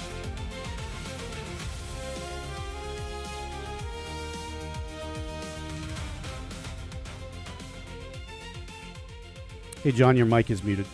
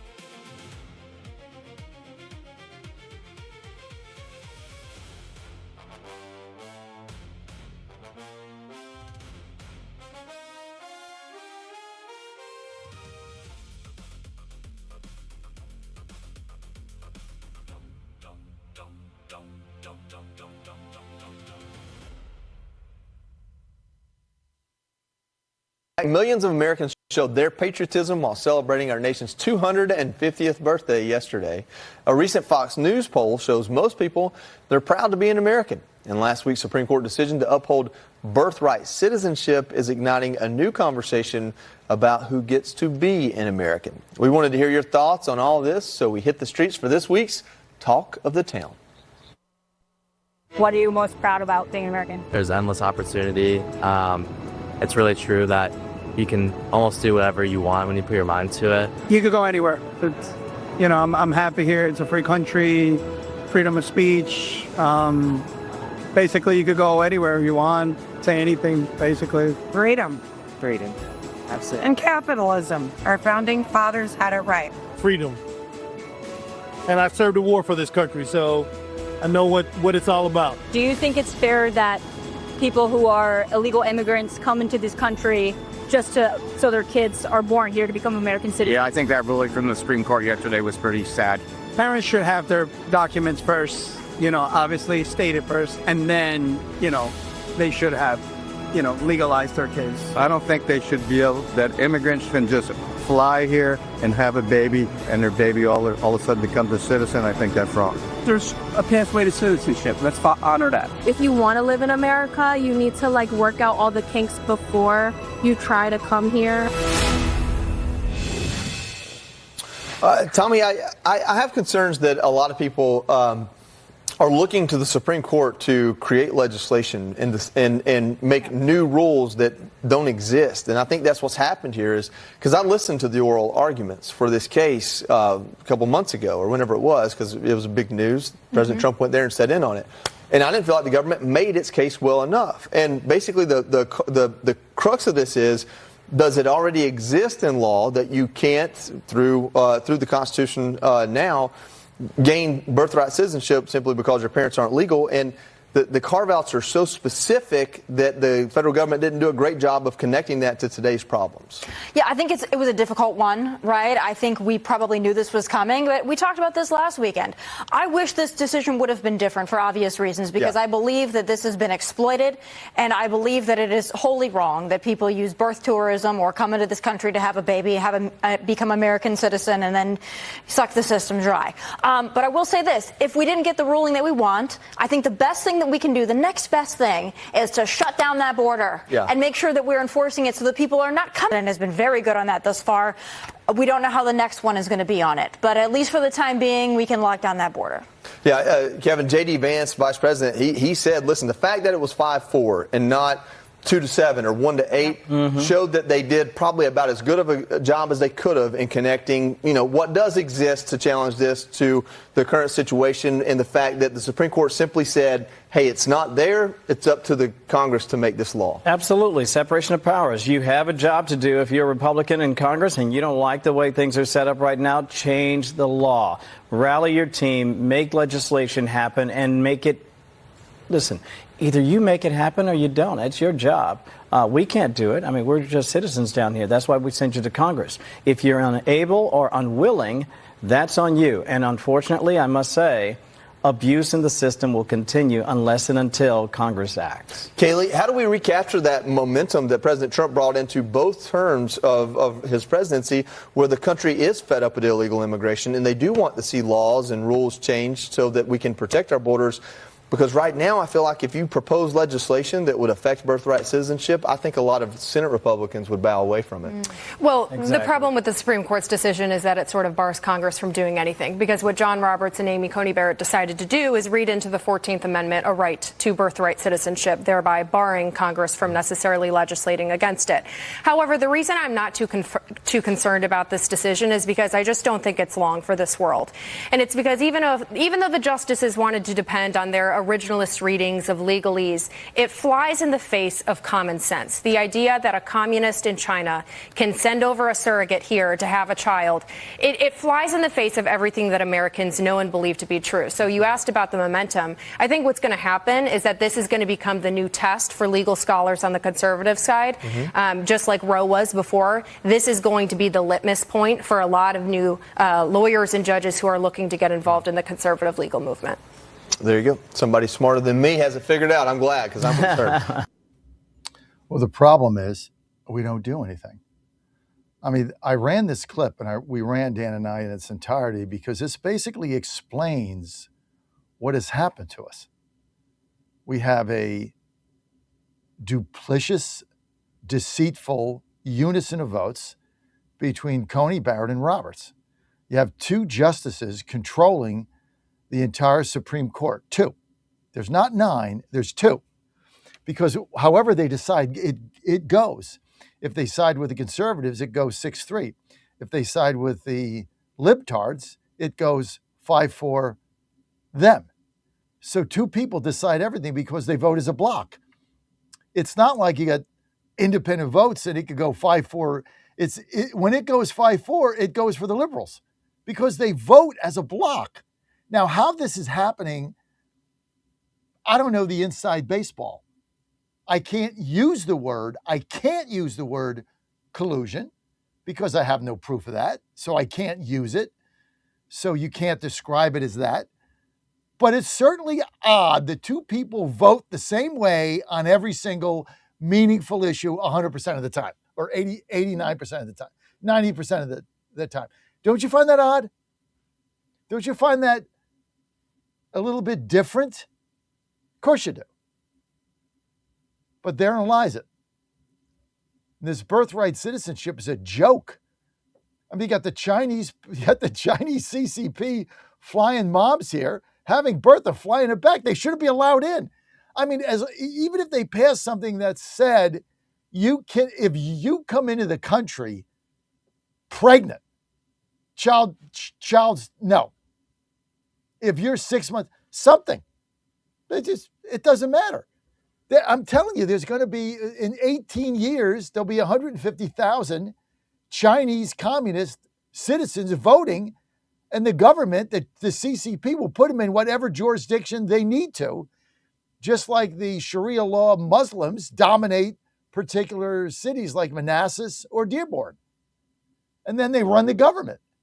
I mean, you got to wake up here and smell the coffee. What is that? This country is collapsing from within because of moronic idiot leaders that want a nice write-up in the New York Times. And these rhinos in the U.S. Senate that refuse to pass anything meaningful. And they're retiring. Or they got ousted in primaries. We have to hang on for dear life. We have to hang on for dear life. Help is on the way. And the help is these rhinos are gone in the next Senate. We just got to hang on. I don't care if it's a one-vote majority. We got to hang on. Because come the next cycle, they're done. And then all the rhinos are out. And the purging of our rhinos has taken 10 years. This is not like something that just happened. We've been getting them out of Congress for 10 years under Trump. And it's got to keep going. That's why we cannot stop. We cannot fold our hands or pull up our chair and say we had enough and we're going to go on with our life. We got to fight at the local level. So we've been saying the whole time. We got to fight. And if you don't fight, you're going to get crushed because they're fighting us and they're winning in the short term. But like I said in Virginia, when we almost pulled off that incredible victory on the fake ballots, the communists woke up a sleeping giant. They woke up a sleeping giant. We'll see what happens as we get into these midterms, but I really think they poked the bear. And if we vote together, we're going to win. We're going to win every one of these districts that Democrats are targeting. Look, they're going to win their blue seats. That's hopeless. We'll never win that. Who cares? We just got to win the seats that we need to win. Let's get the phone lines. Ed in Georgia. Ed, go, you're live. John, how are you? Good, Ed. Thank you. Right. What a celebration Saturday night at 2:50. I'm so proud. Great. Me too. The fireworks and the band and Trump were equally incredible. Do you know much about the band? Sir, I don't, but I saw it. The fireworks were outstanding and I was there. Thank you for your call. Let's get to Bernie in Pennsylvania. Bernie, go ahead. You're live. Thank you for taking my call. Yes. And I really enjoy your program. Thank you. I wanted to bring up a point, and if you have time or it's appropriate to ask the Pennsylvania posse about our election districts, our congressional voting districts, because I'm wondering if our districts in Pennsylvania could be redrawn even with a Democrat governor if the federal government would compel us, our Pennsylvania, to redraw the lines, because our Pennsylvania Constitution says the legislature should draw the lines, and they normally draw the lines, but they were sued by several groups the last time the lines were drawn. And so our Supreme Court stepped in and hired a company to redraw our lines. And it was Eric Holder's company. I believe he had something to do with it. And I believe our lines may have been redrawn racially. And that's the one thing the court has ruled, that you can't gerrymander the districts because of race. You are allowed to redraw the lines to favor whatever party has the most seats in your state house and state senate, which is what we were doing. So I think our districts possibly were redrawn incorrectly, and I'm wondering if anyone on the Pennsylvania policy thinks whether Stacey Garrity gets in, yes or no, if our lines could be redrawn and the federal government would make Pennsylvania redraw their lines. So that's my broad question. When they come on, Bernie, I will certainly ask him that. Thank you very much. I enjoy your show. I think you're the best political show on the air right now. Well, thank you, Bernie. What Dan and I would love to know, what makes you say that? Because, first of all, you're having so much fun, and your staff does such a great job, and it's just so refreshing to hear your positive attitude, and you invite people to call and have different points of view. It's so refreshing, and you're making politics great again, like Trump's making America great again. It's too much fun. It's just so much fun, and it's so informative. Your guests are great. The whole thing, the whole package. It's like a phenomenon. So that's all I can say. It's just I tune in every day now. I'm glad I found it. I've been telling people about it, and I don't know. I just think the way you do your whole operation, like everything's wonderful. That's all I can say. Well, thank you. It's all because of Dan. And where do you see the studio we got in DC now, which it was just my stuff, all strewn all over the place. Dan came in this week, and he came up on Friday before the holiday, and spent 2 days here. And now it's like I got a professional studio. Danny did a super job. We got the TV on right here. He did make me take down some of these whiteboards. I haven't figured out what I'm going to do with them, Dan. But yes, you did. Good job. But yeah, it's all good. And now we got the big TV screen up. Although we decided we had to get a Roku stick, Dan. So I had to buy that $85 Roku stick. That works. But I just should have bought a Roku TV. I didn't really think of that, but if you're out there buying a flat screen TV, Roku, like we got it. What was this, Dan? A TLC? TLC or TCL? I think TCL is great screen, great TV, great 55 price. inch. Yeah, great price. Great price. But if I was recommending a TV, I would do Roku, because what we had to do was then spend $84 to get the stick. Right. Right. And now I've got two remotes. I got the TV remote, and I got the Roku remote. Got to be a way to fuse those together somehow. I bet the one could work for both. I'll never figure it. The next time you're up. Next time I'm up. Well, I'm jealous of you this morning. Because I got back from DC at the end of last week, and I just all weekend long I was thinking about, man, we really did a good job with John's studio. John and I got that place looking really great. So I'm. No, there's no John and I. John and I didn't do anything. Like John and I did it. You supervised, like Tony Shalhoub in Galaxy I really Quest. Didn't You supervised. outside of getting the TV stand out of your truck. That was about it. Right. Yeah. Well, I hope that you're pleased with the final result. Great. I mean, it's super. Now I'm not sure that I'm going to hide the coffee over here by me. I'm not sure that I can go all the way over there. But other than that. And I kind of told you that, like, there's no way that was going to happen.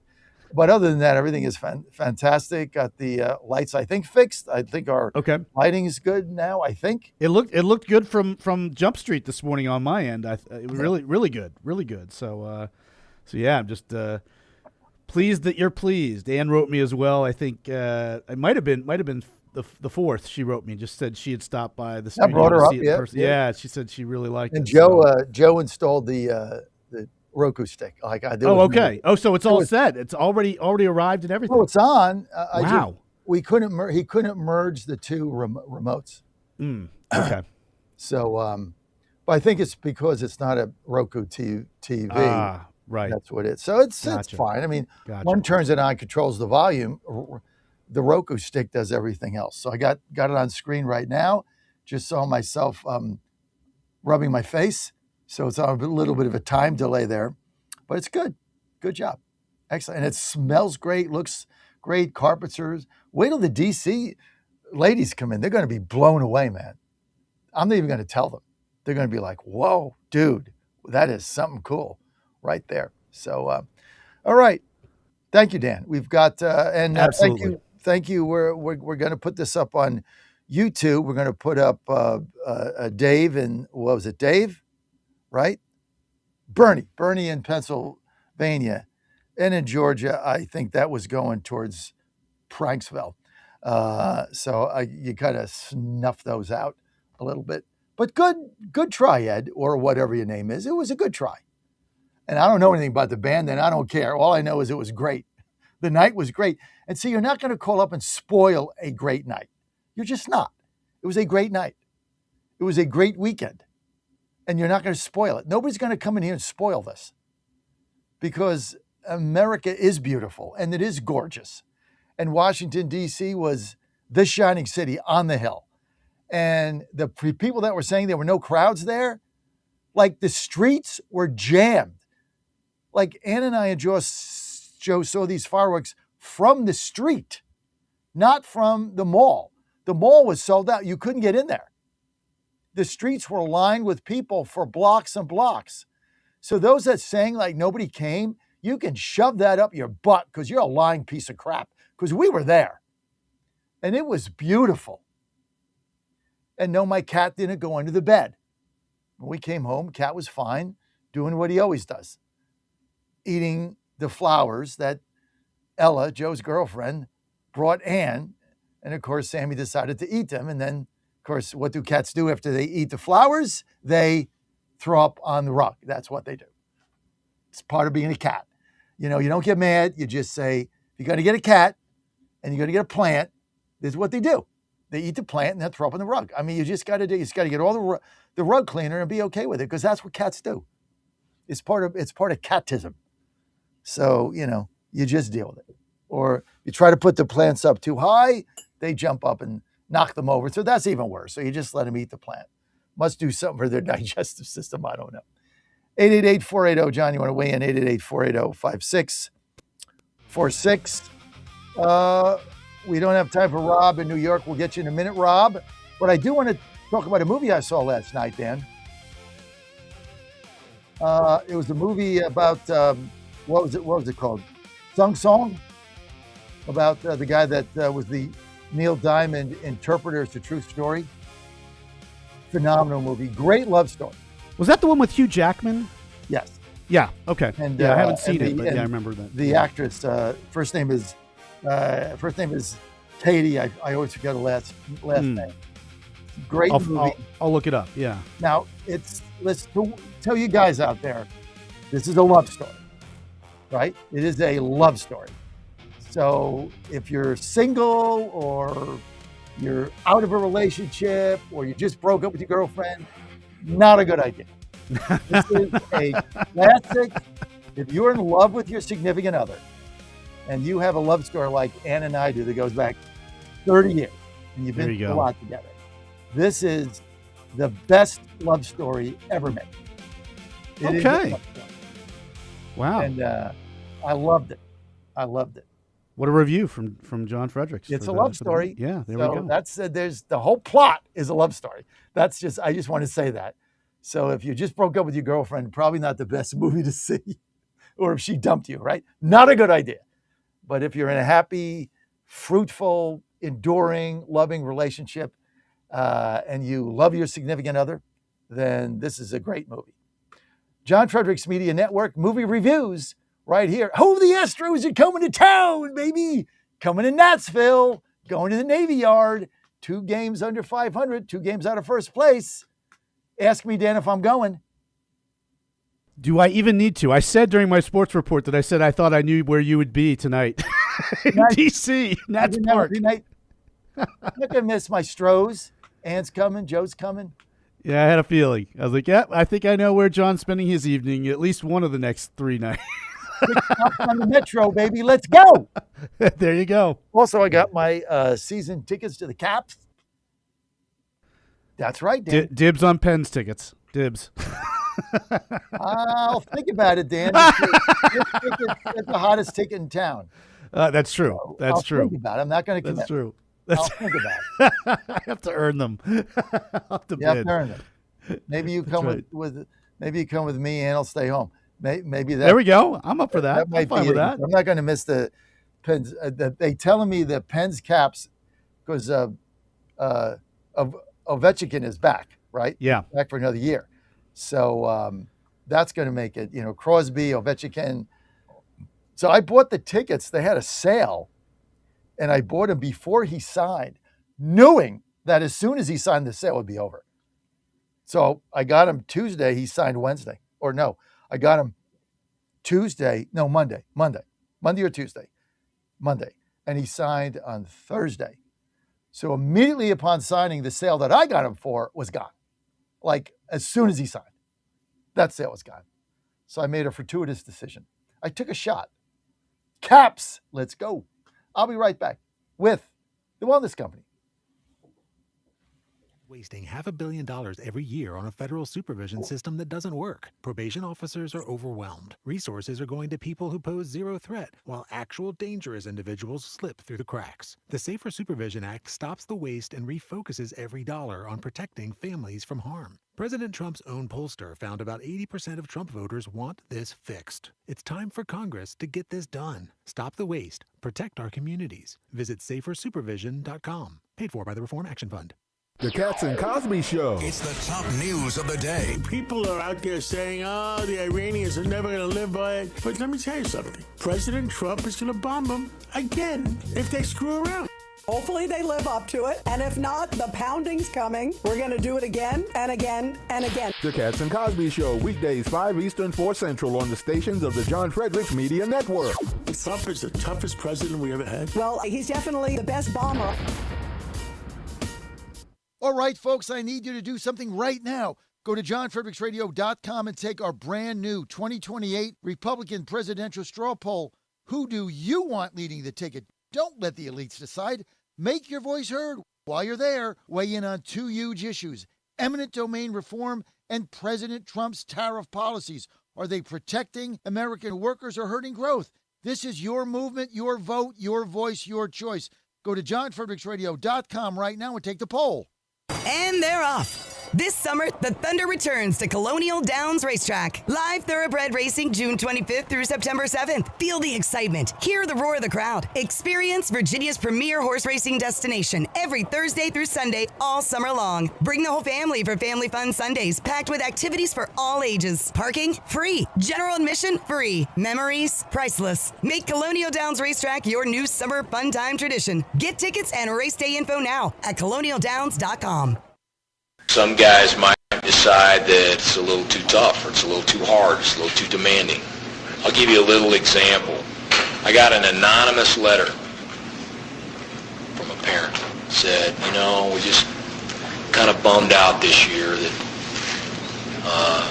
the boys only get 2 weeks off before they start their summer conditioning program. Normally they get 3. Well, we gave them a week at the start of the semester rather than at the end. But here's my point, okay? It's Division I football! It's the Big 12! It ain't intramurals! You got 2 weeks after finals, you got a week at July 4th, and you got a week before camp starts. That's a month! That's probably more vacation than you guys get. And we're a little bummed out that we don't get 3 weeks?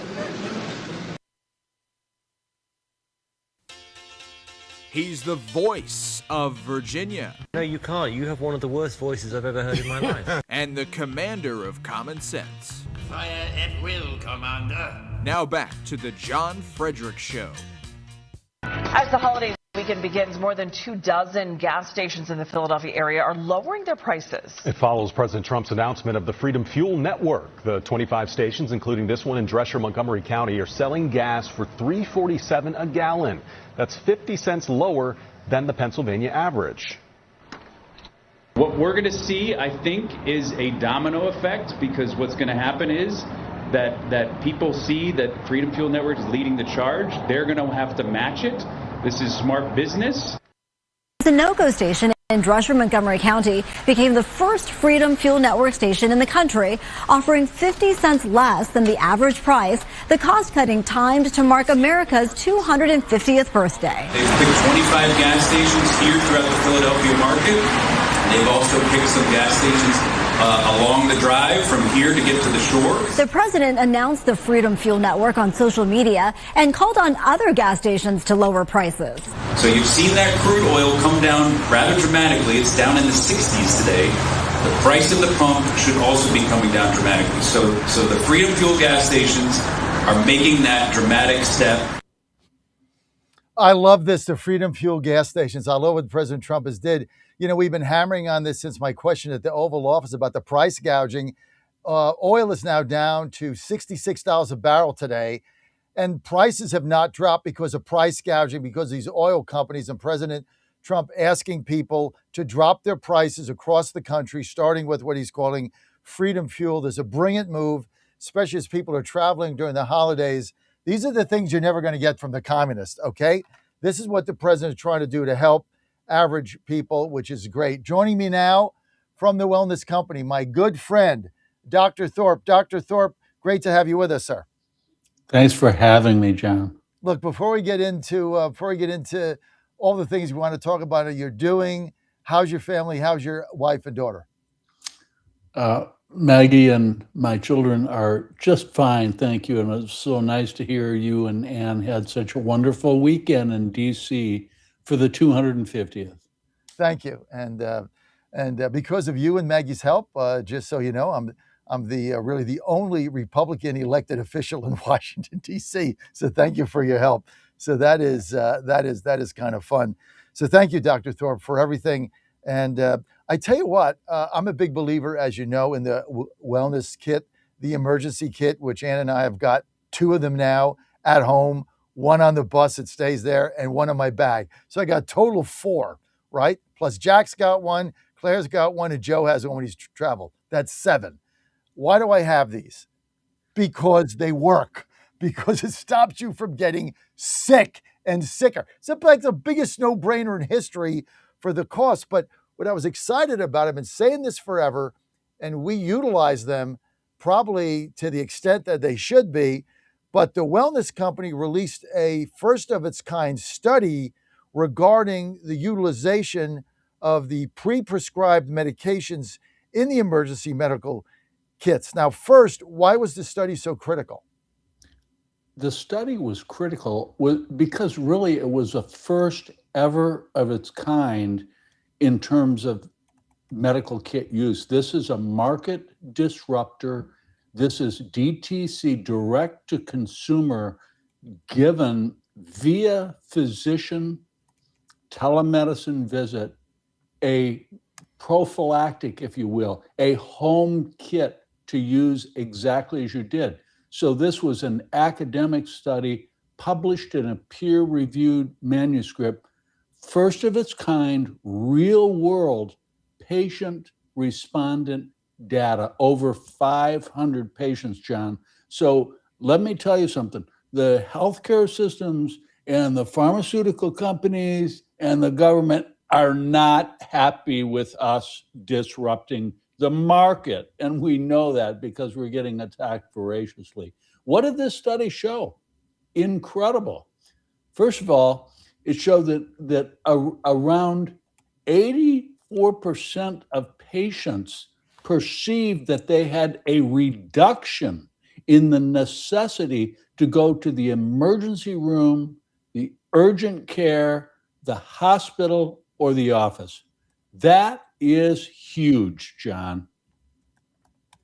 So the study of these 500 people, these are people that were emergency kit subscribers. Like, how did you select the 500 people? Yes.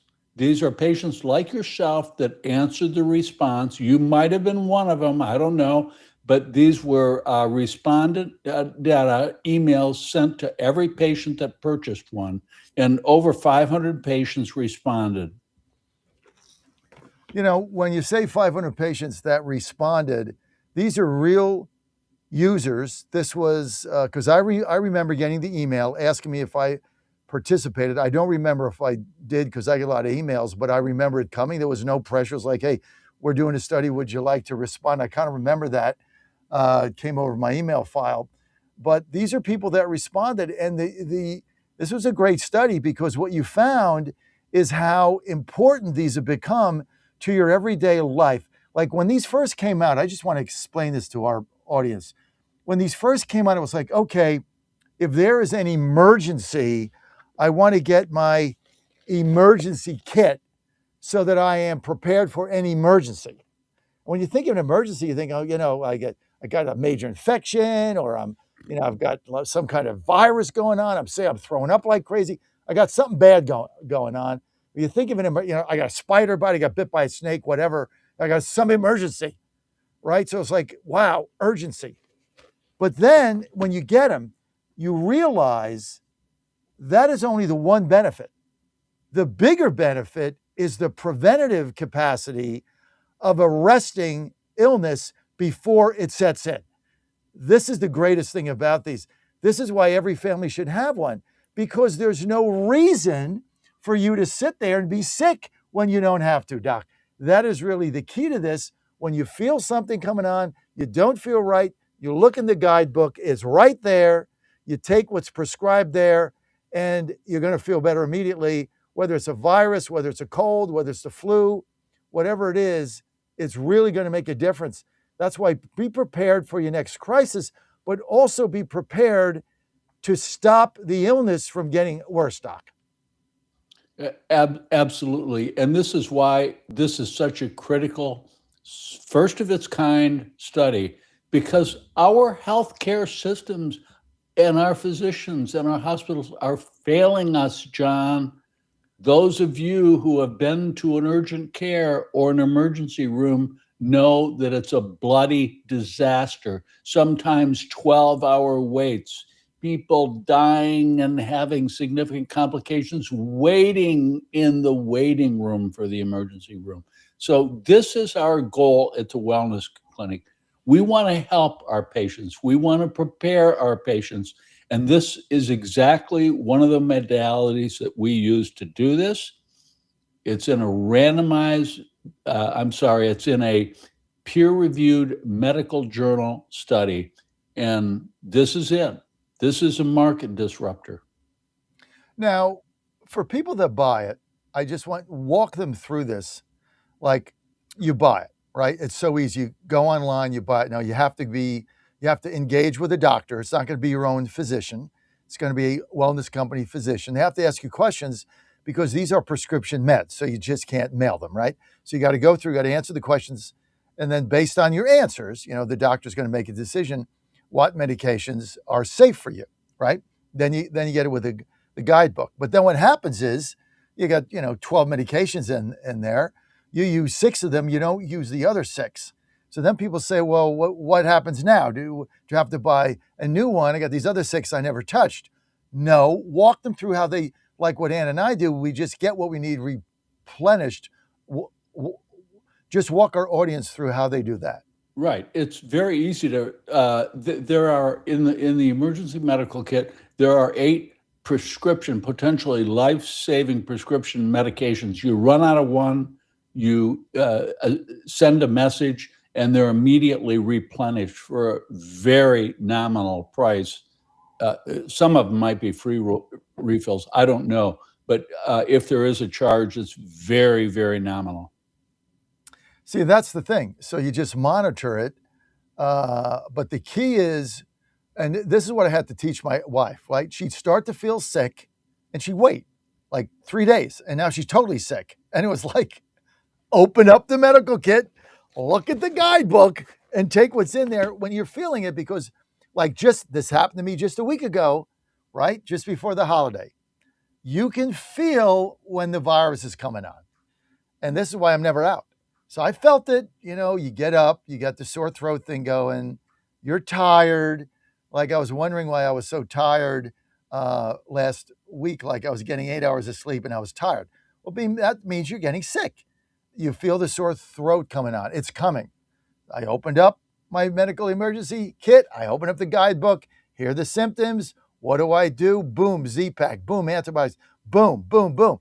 Take them all. Take 2, take 3. Take 2, then 1. Did that all, nothing. It knocks it out. And that's right. This is what I'm trying to explore our audience. Precepts of medicine for millennia is the earlier you initiate therapy in a disease process, the better the prognosis and the long-term outcome. And I'll just point out one particular disease, sepsis. Do you realize that sepsis is bacteria in the blood?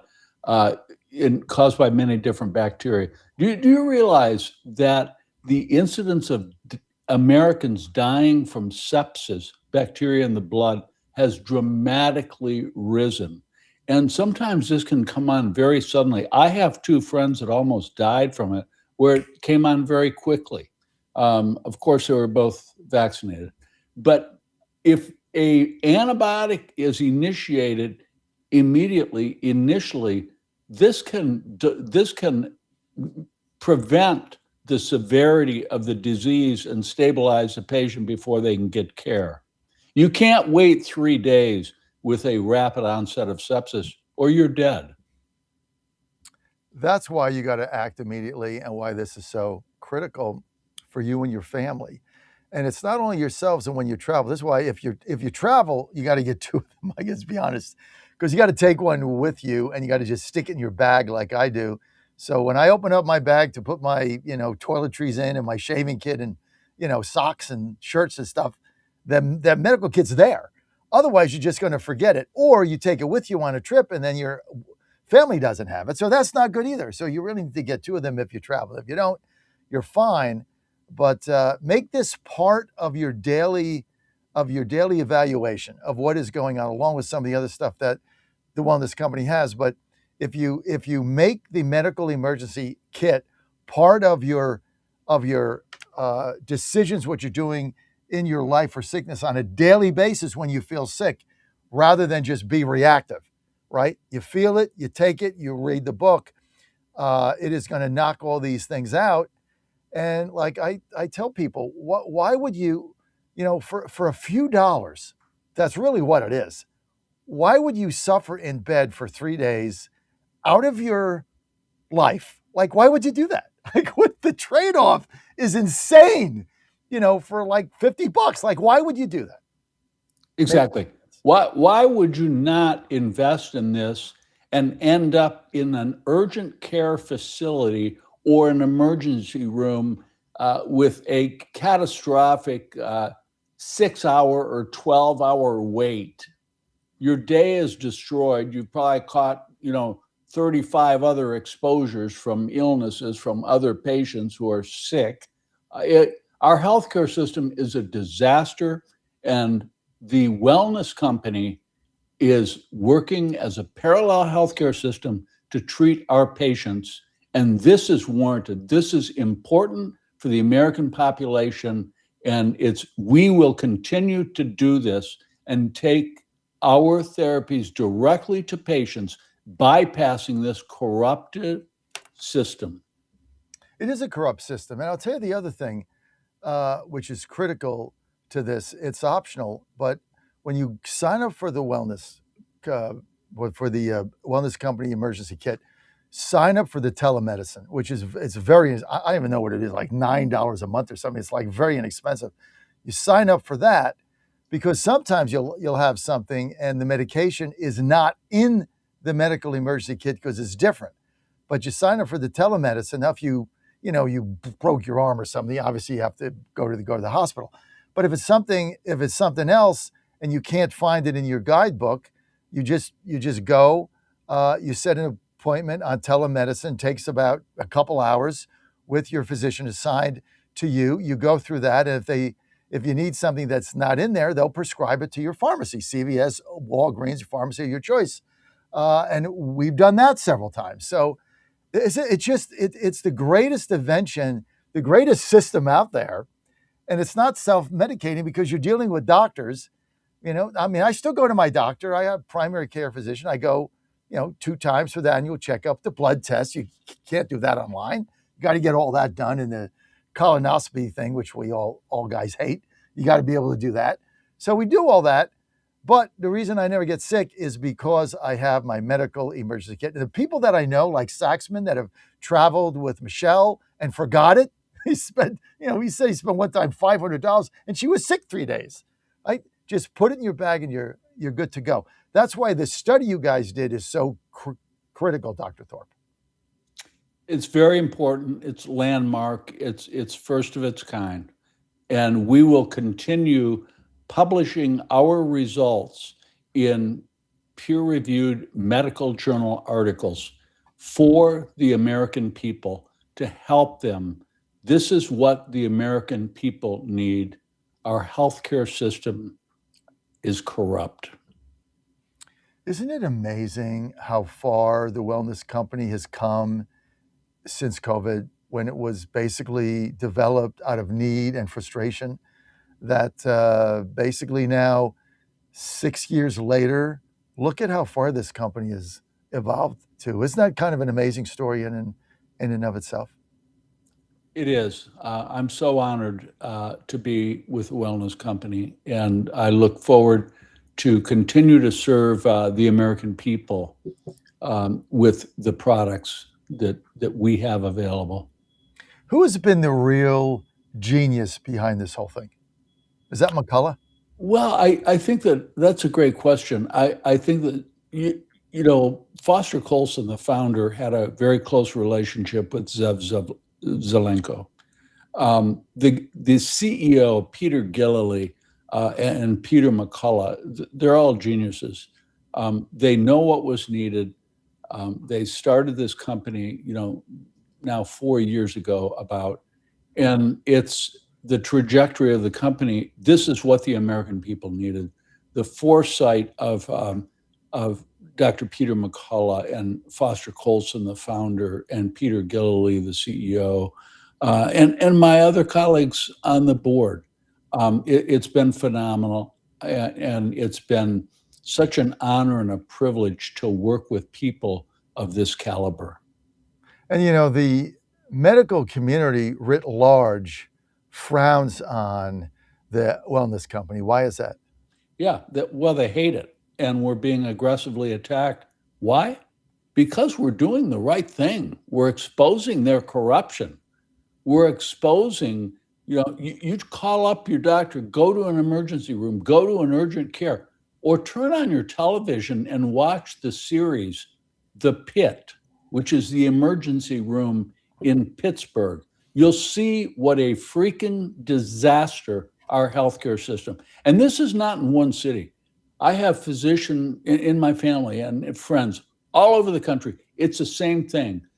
Medicine, all the physicians are owned, employed, and they are nothing more than talking head robots using algorithmic medicine.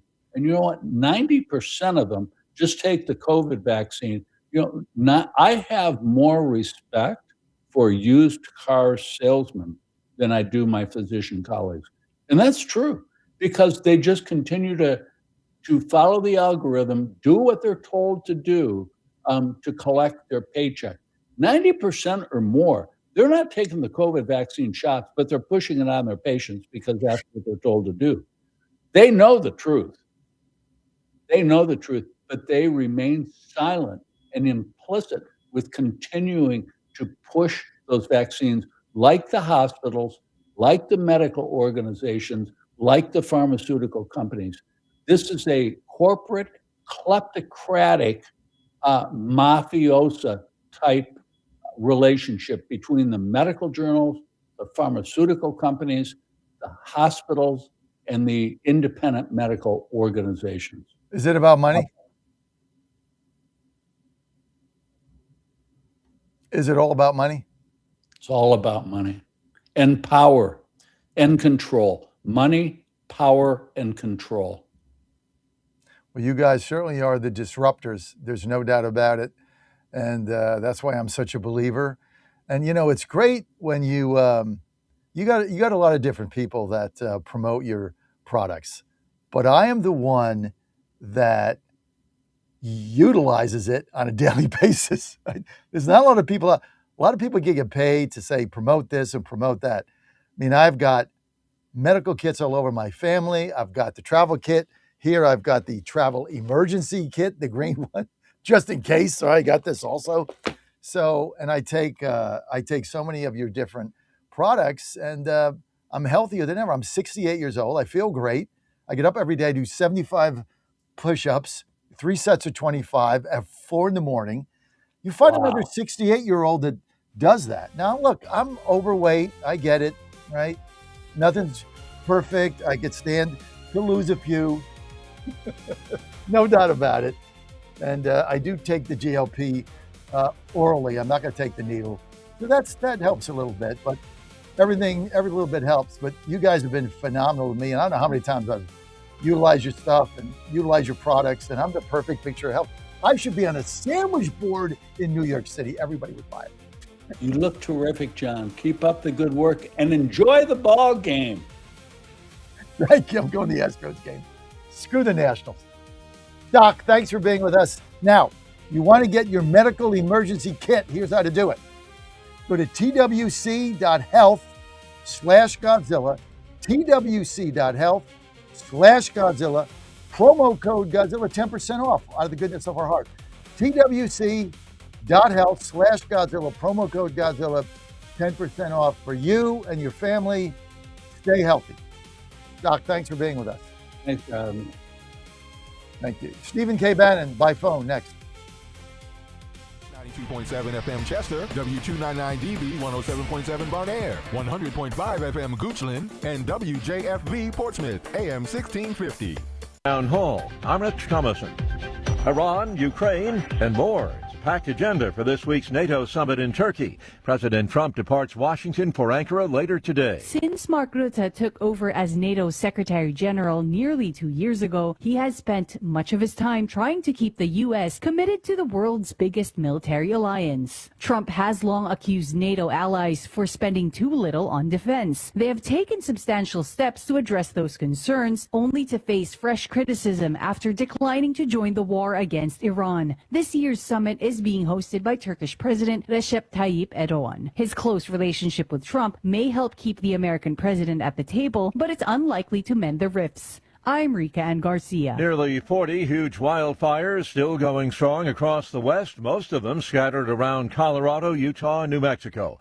Flooding's a concern from parts of the Midwest to New England, and while there has been relief from the oppressive heat for many, some parts of the East still having to deal with the heat dome it's made for so much misery across such a vast area in recent days.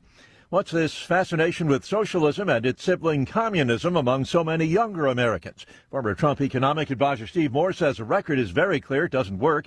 He adds that President Reagan was well aware of that. Free enterprise and free markets work, and communism and socialism are a failure. And of course, he was 100% correct. That's what led to the collapse of the Soviet Union. Guess what? Socialism doesn't work. It's why the boat people left Cuba and risked their lives to come to the United States. Moore speaking with the Salem Radio Network, confident that eventually the truth will win out. Wall Street traders will be getting back to work this morning following the long Independence Day holiday weekend, and the Dow will be opening at 52,900. That is a record high. More on these stories, townhall.com. Health insurance rates are surging in America, leaving millions without affordable options. If you're sick of having paychecks eaten up by healthcare costs or dealing with mega corporations, then listen to this. Christians don't need to waste money on a broken system. That's why I want to tell you about Christian Healthcare Ministries. It's an alternative to traditional health insurance at half the cost. With CHM, fellow believers contribute monthly to help pay each other's medical bills. There's no enrollment period, so you can join anytime. And you aren't restricted to provider networks, so you choose the doctors and hospitals you want. It's that simple. CHM is not insurance. It's a ministry that puts faith into action. Feel the difference of financial support and biblical care from fellow believers. Join CHM today by visiting chministries.org/wellness. That's chministries.org/wellness. They are massive, deadly, and destructive. Wildfires continue to rage across parts of Europe. Some of the pictures that have been coming out of Greece are particularly grim. That's because the fire there started at a recycling plant, which has caused this thick, dark smoke over the city of Thessaloniki. In Portugal, it's been described as a monster wildfire that they're really struggling to contain now, and even Italy and Spain are having to send their firefighters over there to help them with that. All this, of course, as Spain is dealing with a wildfire of its own in the Catalonian region. The firefighters there have managed to create this 40-kilometre perimeter and contain it, box it in, which is rather impressive, but the residents there are still feeling very, very shaken. And that's BBC's Alfie Haversham. China's Navy tests launching a long-range ballistic missile from one of its nuclear-powered submarines in the South Pacific. The New Zealand government says the missile was fired into a nuclear-free zone established in 1986. News and analysis, townhall.com. Securing the ballot box, that is high on the list of priorities for the top prosecutor in Texas. Speaking with me, Texas Attorney General and Republican Senate candidate Ken Paxton discussed why he believes election integrity is critical to the future of the country. Because if you cannot protect your elections, the left will take them over by cheating. And once they control it, then they control the apparatus. They'll never let you go. They'll cheat forever. And so it's very important that you maintain that election integrity and that we gain it back through things like the Save America Act. Because if we lose that, we are going to lose the country because nothing else will be done. We'll be stuck in elections that are not true and not fair. Willie Nelson, Washington. President Trump rings the opening bell for the New York Stock Exchange and the NASDAQ today. He will do so remotely from the Oval Office. The event is aimed at promoting the launch of Trump accounts, investment money that will benefit children born during Mr. Trump's current term in office. More on these stories, townhall.com. The Trump administration has brought positive changes when it comes to fixing our broken healthcare system. If we really want to make America healthy again, well, that starts at home. And that's where the Wellness Company comes in. You see and hear from the Wellness Company doctors all the time, and you know their products are the gold standard for keeping you and your family safe and healthy, giving you the opportunity to make sure you're prepared for whatever happens with their prescription medical kits. Additionally, the Wellness Company offers a variety of products, from parasite cleanses to methylene blue to weight loss and so much more. Make America healthy again starts at home. Do your part and protect the health of you and your family. Live a healthier, longer, and more satisfying life. Go to twc.health/Godzilla and order. That's twc.health/Godzilla. Use promo code Godzilla to save 10% today.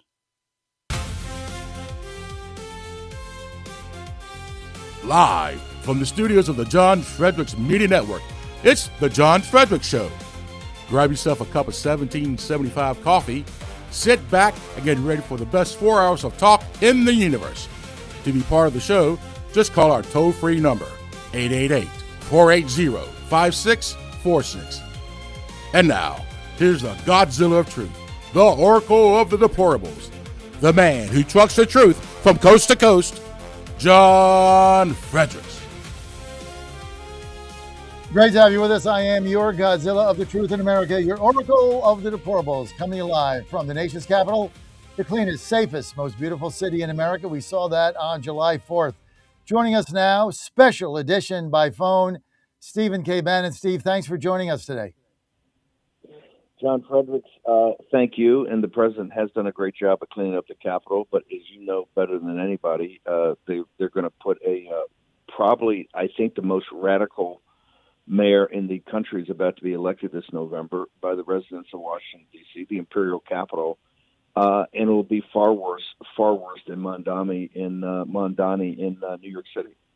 She is a pure communist to the left of Mondani. The Republican Party of Washington, D.C. has no response. They've yet to the only person that's put out any press releases is me as Ward 2 chairman. They put no press releases out.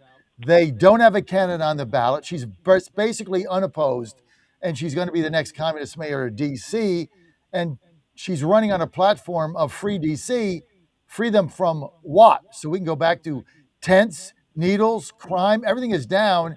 Everything is beautiful, but they don't want it this way. They want the squalor to come back. It's unbelievable, Steve. I think, John, that this is going to force, when she's elected, I think it's going to force President Trump to really rethink home rule.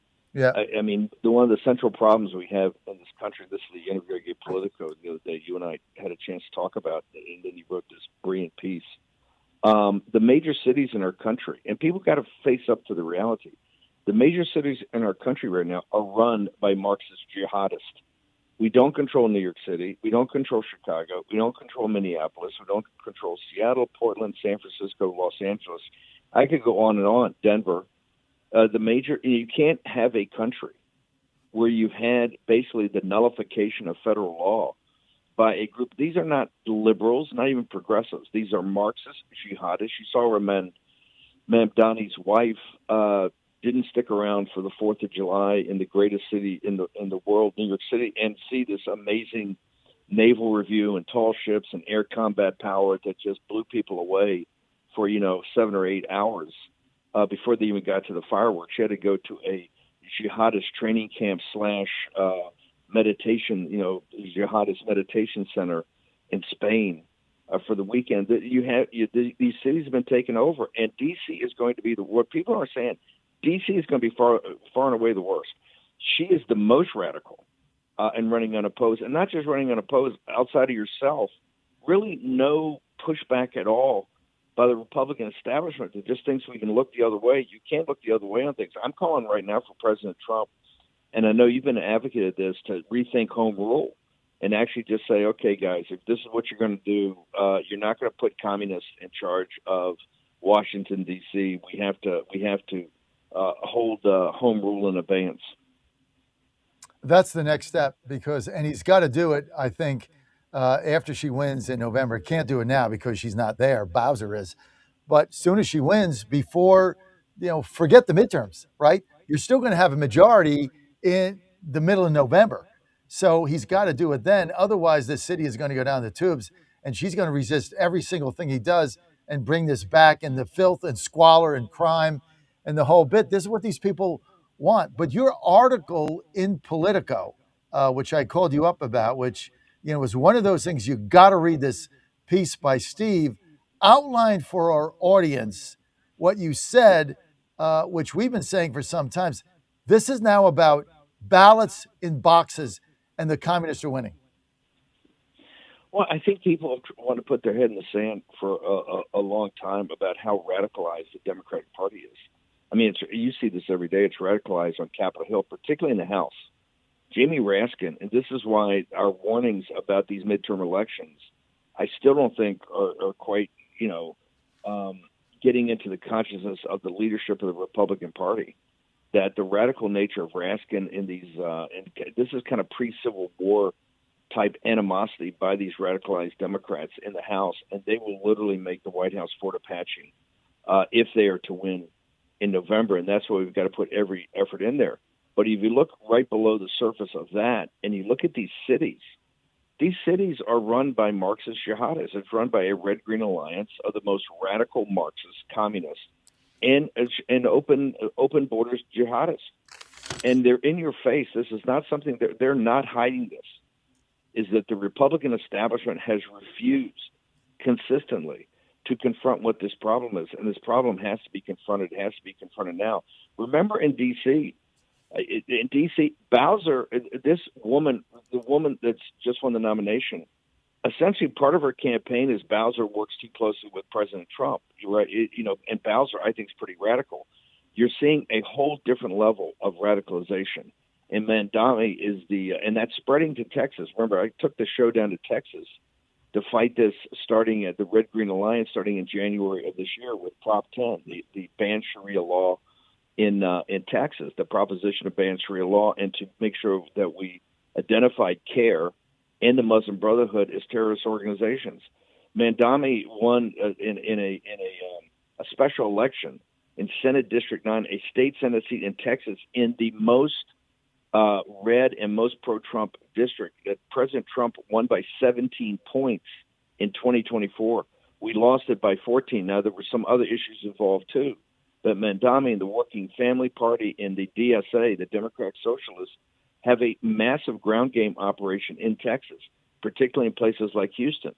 They're going to make this radical Tallarico, and Tallarico is a freak. They're going to make him fairly competitive. He'll be beaten, but make him fairly competitive. People don't understand that these victories out west in Colorado are not one-offs. You have a radicalized, basically Marxist jihadist party with a massive ground game, funding by dark money from overseas, that have made inroads, and people are just dismissing the Washington, D.C. situation. Oh, that's the way Washington's ever been. Well, you've had massive incompetence, massive malfeasance, massive corruption in Washington, D.C., but if you look on the political spectrum, they've been liberal, they've been progressive, they've been incompetent, but they haven't been outright Marxist jihadists, and that's what you're going to have, and that's going to cause a huge problem, right? So this is why this battle has to be engaged right now. This is one of the reasons, as you know, I talked to you about potentially running for mayor over a year ago, seeing, my vast concern about this issue coming up and you being the only real pushback in all of Washington, D.C.'s politics. Yeah, and you were very involved in that. And after the due diligence, and I think after the debacle that happened in November in New Jersey and Virginia, right, together we decided that, probably wasn't a good idea. My time is spent focused on other things elsewhere. But now you look at the situation, maybe we should have gone forward with that because we have no response here. I mean, what is frustrating me, and it should be anybody, there's no response. And you brought up in your article the Cuomo example, like $40 million. He was endorsed by everybody and their brother, New York Times, Washington Post, Daily News, and got smoked. What happened? Well, we're going to, in fact, the show today will start with Alex DeGrasse, kind of the brain strategist for Elise Stefanik. He brought it to my attention because Elise at the time was running for governor of New York before she dropped out. And he warned me back in February of 2025 that there was this guy, Mondami, who was a state representative who was polling, I think, at 3 or 5%. He said, watch out, this guy's going to run the table. He's going to be the next mayor of New York. And at that time, he was dismissed by everybody. And so I tried to get engaged or got a little bit engaged behind the scenes, and it was just a blow-off that you don't know New York City politics. Cuomo's got the Catholic Church in back of him. He's got all the big synagogues. He's got the New York Times. He's got the New York Post. He's got the Murdochs over at Fox. He's got $40 million. He's got the police union, the firemen. He's got every endorsement you can need, and plus he's got $40 million. And this kid's a radical. And if you did the research, you sat there and go, yeah, but this kid every day has 1,000 or 2,000 people canvassing. That means that is the precinct strategy. That has been the great power of the Trump MAGA movement, going door to door, engaging people, particularly low propensity, low information voters. And they were knocking on doors, and Cuomo wasn't. Cuomo was doing hits on CNN and the typical thing you do, and he got blown out. And then there was no response to kind of consolidate, against this guy in DSA and Working Family Party because there's no response to their ground game. By the way, there wasn't a great response down in Texas. There's been a good response. The Texas grassroots have really risen up, but the establishment under the Karl Roves and Bushes don't see it and are getting in certain particularly local elections and county commissions where the Marxist jihadists want to take over. They're starting to win seats. Texas is a problem. Texas now we have to put resources into because of this. And, the Republican establishment thinks they're going to respond to this with tax cuts and foreign wars. It's not going to happen. It's not playing. In Washington, D.C., there's been absolutely no response, but particularly no response from Congress, who really is technically kind of oversees what's happening. So you have a Republican House that is essentially sitting there and allowing the city to be taken over by the most radical kind of politicians in the country. Why are they afraid to do anything?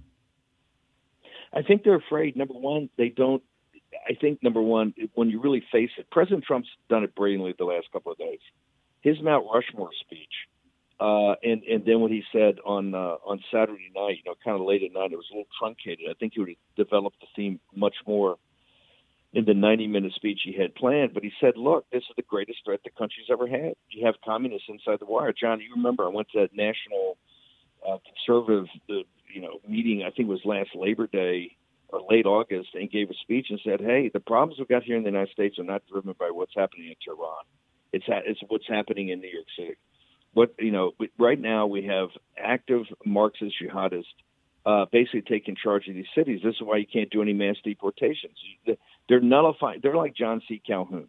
They are nullifying federal law, whether it's in Los Angeles, San Francisco, Minneapolis, Chicago, New York, and we're afraid to confront that. And President Trump said this is the greatest threat the country has, because having fought communism and Marxism for many, many decades, now we're confronted with this combination of a Marxist jihadist combination. Look in New York City, you have 8.5 million people, and Mondami in the speech the other day, we're mocking people. 3.5 million are foreign born. Think about that for a second. In New York City, of 8.5 million people, 3.5 million people today are foreign born, and that's there. And this is what you get from mass illegal immigration. Bovino tells you there's 100 million illegal aliens in the country. We're not doing any mass deportations, and people are saying that you can't do these mass deportations, that you can't even get the worst criminals out. So it has to be confronted now, both the legal immigration, which is a total scheme, and the illegal immigration that has flooded the zone with and makes these cities look like Mogadishu. So that's it's got to be confronted. And right now, you don't have the establishment Republican Party doesn't have the guts for this, and so that's why I think MAGA. And people are saying, "Oh, MAGA is split." I think MAGA is we're at the very early stages of MAGA as a political force, particularly America First and what's best for America, and confronting. Only MAGA has the strength and, quite frankly, the toughness to confront this Marxist jihadist threat to the nation. So basically, MAGA's got to be the response. That's what you're saying, because right now there is 100%. 100%. You see this every day on your show. I mean, you would have been a perfect candidate against her. Now, it probably would have been a mission that ends in failure electively, because the city is, what is it? It's 9%. I think it's 6% Republican, or 3%. And they don't even count the votes. If you vote here, particularly if you mail in your ballot, who even knows? From those districts that have, like yours, that have a few Republicans in it, who even know if they? I mean, it's so rigged here. And that's the thing. It's one of the reasons people are discouraged.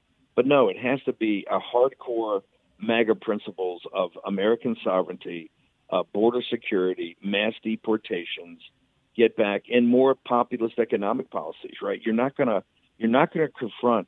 This is like when Mondani and these guys talk about. Free rent. The rent's too damn high in free rent. Well, listen, we understand that that situation is very complicated. It has to be worked on, but you can't, roll up a copy of Milton Friedman and throw it at them and think that's going to win. It's not. You have to be very creative on policy. You have to meet the people where some of these needs are, and you have to get to work on a policy basis and respond to that. But you also have to confront this on its radical nature. Look, I'll be blunt. I've recommended and told the president and told others that I would not seat those three radicals coming from New York. I would have Congress and have the speaker not seat those three in January. I think that you have to have allegiance to the United States of America. It's obvious they have allegiance. They don't have allegiance. They have an allegiance to tear this country down. They've openly stated it. So the three radicals that won in these primaries in New York, that upset, particularly the woman who upset the Hispanic caucus chair. These people are radical. They don't have an allegiance to the United States of America. In fact, their whole platform is they don't have an allegiance to the United States of America. Therefore, they should not be seated. But I think that these are the types of things like taking back home rule, cutting off all money to New York City, confronting what's happening in Chicago. I would rehire Bovino and send him back up to Minnesota. I think this has to be confronted. If you're going to allow them to nullify federal law, and this is what it is, they're no different than John C. Calhoun about nullification. If you let that go on, like we saw back in the 1850s, you're going to end up in a civil war one day. And that's what I said. Either stop it now, right, while it's getting its sea legs, or if you let it get power and you let it control the major cities of the country, Los Angeles, San Francisco, Chicago, New York City, Boston. You let it control, now Washington, D.C., you let it control the major metropolitan areas of this country, which is still the hubs of commerce in our system, and you're going to rue the day you let that happen. Who stands in the gap? Well, first of all, I think people like you. I think your idea you had, you kind of saw this coming 6, 7, 8 months ago. You said, hey, there's something happening in D.C. And this is, folks have to understand, President Trump has put an enormous effort into not just the beautification of Washington, D.C., and putting troops out there to get good order and discipline, but really to allow citizens to look at and see there's an established order of things that you can live a life which our major cities are allow you to live, right? That's not going to happen forever. First off, obviously, it takes a lot of money. and it takes a lot of opportunity costs that these people, and particularly National Guard and others, are not doing other things. It's good as a initial step because it was so far gone. As you know, John, there were fountains here that didn't work for 20 years. The statues, the beautiful statues in the city, were left to go to waste. President Trump just redid with Matthew Taylor, a colleague of mine, a Freedom Park. Freedom Plaza is now this beautiful, beautiful statuary park with all these great statues about the American Revolution. This is what President Trump's done. That's not going to be able to go on for. At some point in time, you should be able to pass that on to a administration of a city.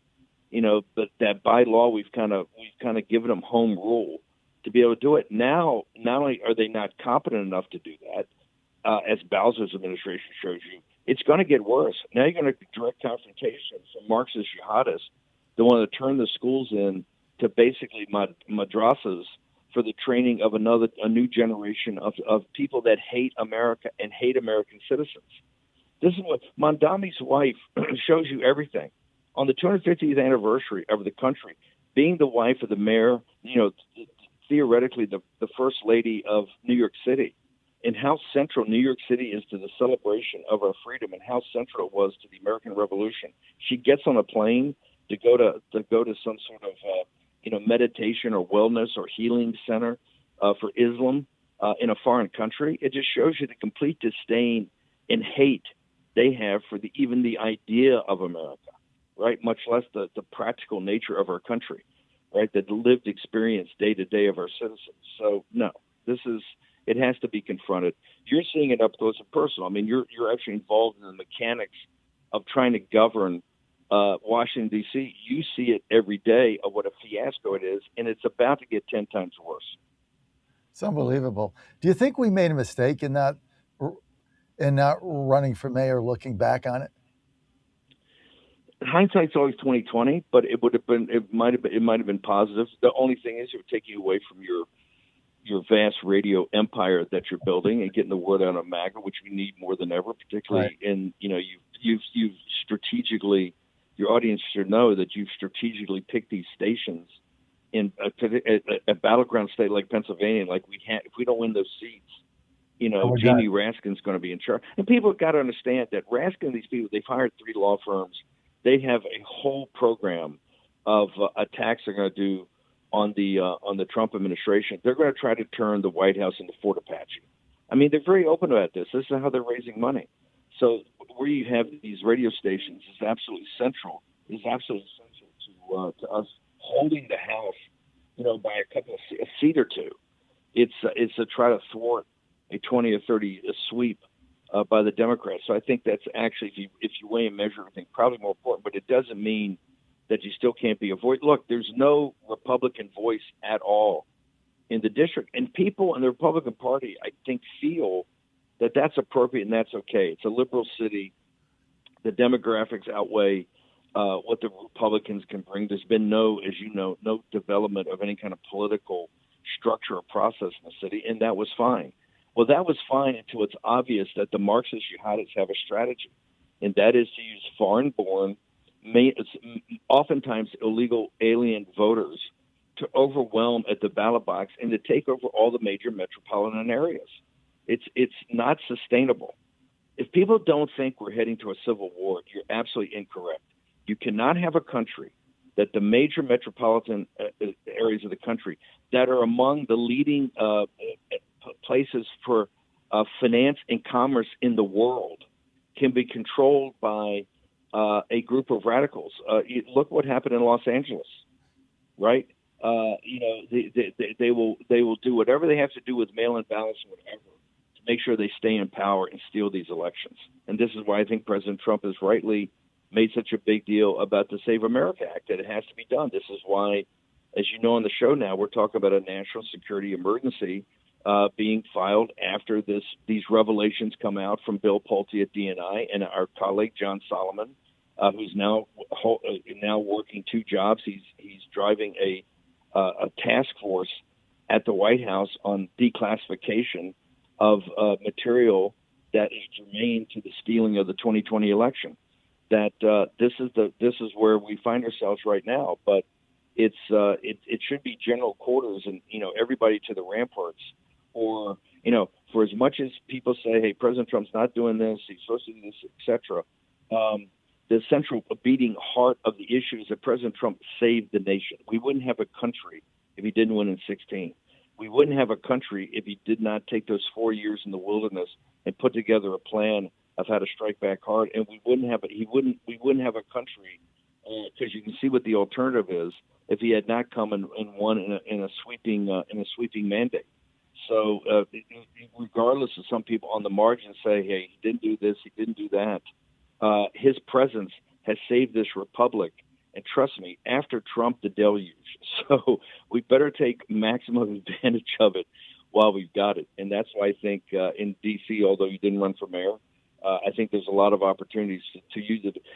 John, if nothing else, I don't think there's anybody else. I'd never hear anybody, no Republican, no conservative, nobody's got any, particularly no MAGA, that's outlining this issue of what's happening in our nation's capital. And after people came here and saw how beautiful and what President Trump has done to save this city with Herculean efforts, understanding those efforts can't last forever, and at some point in time, the D.C. administration is going to have to step in here and actually do what they're supposed to, which is run a beautiful, magnificent city. Then we're going to have massive, massive problems. And I think you see this being the Ward 2 head. You see it from the inside. I don't think there's any doubt about it. Just so everybody knows, Steve's got to bounce. But when we were putting this mayoral campaign together, Steve was right at the center of it. He was going to be the chairman, and but we decided after the debacle in Virginia and New Jersey that we had to save Virginia, save those seats, and that's where our focus should be. So I think we made the right strategic decision. Yeah, the focus was on the redistricting. You had to fight. Had to fight that, and we did. I mean, we were able to win it. But yes, you wouldn't. Steve, you got to bounce. But I tell you what, your final word. What is the one thing that MAGA can do to put the brakes on the demise of our city? I think it's to those of you engaged, continue to engage. To those have maybe said, hey, it's too much for me, you got to re-engage. And I think we got to force the hand of the Republican establishment to then stand and fight here or get out of the way. And you see this in the Senate, what they're doing with President Trump, and this total disrespect for him, as treating him as a lame duck. John Thune, you see it in the House, kind of taking off more days for this holiday than they should. I think they're only back, John, 3 weeks between now and Election Day. So we have to make sure that we can overthrow the Republican establishment, because they're certainly not going to fight, and they're not equipped to fight the fight that Mandani is bringing to the battlefield. It's going to be a very difficult fight, very tough, and kind of for all the marbles. We need you on our show every Monday at 8 o'clock. Perfect. Don't forget to follow War Room 10 to noon and then 5 to 6. Just go to War Room. It's all over the place on Rav and everything else. Steve, thanks for being with us. I'll be right back with your call.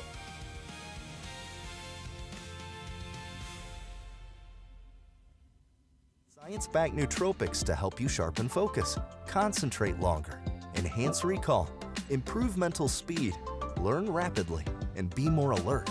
It's a pill-free brain supplement made with maximum absorption ingestible gel technology, designed to feed your brain at the cellular level. Take it for a test drive. Go to healthycell.com and use code GODZILLA for 20% off your first order of Focus Plus Recall. That's healthycell.com, code GODZILLA for 20% off. This is Crom Carmichael, CEO of Solti. We got a wonderful email from one of our customers up east named Joe, and here's what he had to say. I started taking Solti almost out of desperation with little hope, because I was resigned to the futility that although I was up to taking 2 statins a day, high cholesterol was something I just had to learn to live with. In fact, when I turned 60, after taking a stress cardio test, my doctor called me on a Saturday, which of course is never a good sign, and told me that I was clogged more than 95% of the people my age. I had had an angioplasty and a stent procedure done at that time. Today, my stubborn triglycerides are only 1/3 of what they had been before starting taking Solti. My prescription statin dosage has shrunk from 60 milligrams to only 10 milligrams a day. My primary care doctor that I have had for many years still can't believe the results, and neither can I. Thank you, Solti, for providing such a wonderful product. And folks, I want to invite you to take care of your heart also by going to GodzillaHeart.com. That's GodzillaHeart.com. Use the code Godzilla at checkout, and you'll get a 50% discount on your initial shipment. Thanks so much.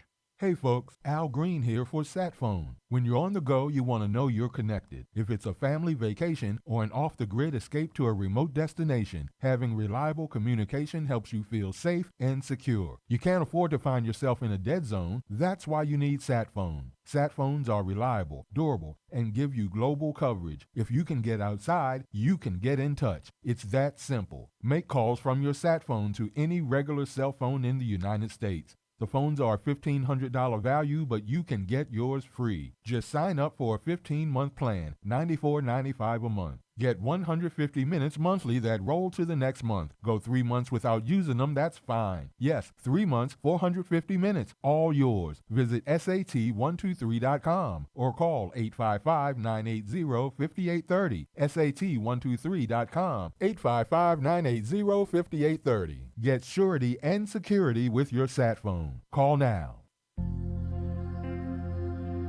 Ponder this. I've recently noticed that the way a person drives may have a direct correlation to their personality.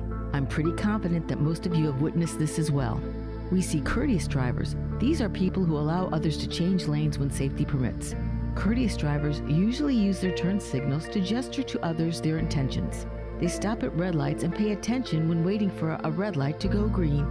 There are other drivers who are not so courteous, even aggressive, and get defensive when others try to change lanes. These drivers tend to get angry at others to the point of road rage. What does your driving signal to others? Do you show love and kindness to fellow drivers as the Lord would want you to do? Or do you lose control and take your anger out on others? We are called to be charitable to others even when they don't extend charity to us. I'm Susie Kelly, and I am passionately Catholic.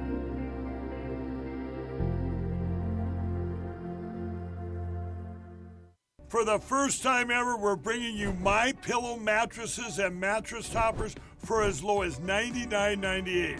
Remember, sleep's all about temperature and pressure points. Whatever sleep needs you have, we have the right technology for you. Like our My Pillow mattress topper, our queen size has over 10,000 individual comfort supports to help relieve your pressure points. And how about our 3-inch Hybrid Plus mattress topper?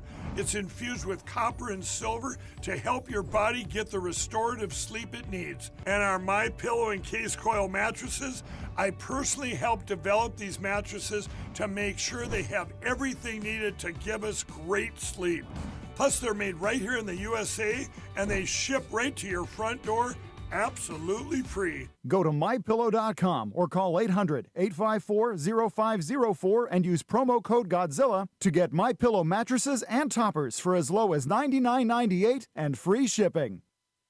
What happened was that second game, we got our ass kicked, or the second half. We just got our ass totally kicked.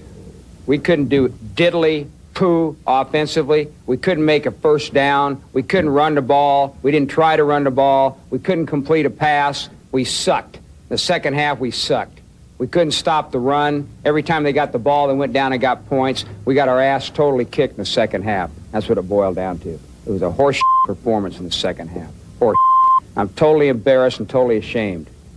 Coaching did a horrible job. The players did a horrible job. We got our ass kicked in that second half. It sucked. It stunk. Don't touch that dial. You found your home of the truth. Do you solemnly swear to tell the truth, whole truth, and nothing but the truth? With the best analysis in America. You can't handle the truth. And now back to the John Fredericks Show. Well, you got him. Great to have you with us live in your nation's capital, the safest, most beautiful city in America until we get the communists here. Then we'll have to see what happens. It's going to be the end of home rule, I can tell you that. President Trump not going to stand for this. Not after the great things he's done in this city and how revitalized it's been. And having so many people here traveling into the city for the 4th of July festivities and for the the State Fair, which is still going on, which is gorgeous, for the fireworks, for everything that is happening. We got so many people around the country that came here and said, wow, I can't believe how beautiful the city is, how clean it is. And I must have talked to 50 people, at least 50 on the street, in the metro, wherever Ann and I were this last 3 days, saying to me from out of town that this is a totally different city than they've ever been here in the past. And so people are now remembering this. They don't want it to go back. The nation doesn't want the city to go back to the way it was. Forget the city, forget the residents that don't want it. The country doesn't want the city to go back to the way it was under Biden, with tents and homeless and crime and carjacking and gangs and panhandlers and squalor and filth and rats and garbage all over the place and graffiti. They don't want it to go back there. Burned out buildings, broken windows not getting repaired, cardboard up, plywood up. They don't want that. Nobody wants that. Tents in parks, tent cities, people defecating on the street. I mean, when I first got here, people would just drop their pants, take a dump right in the sidewalk, pull them up and walk away. I mean, you're squalor and filth. You don't have to live this way. You couldn't ride the metro. You couldn't walk down the street. You couldn't go after dark. Couldn't do anything. Now you go in the metro, it's like going to a train in Disneyland.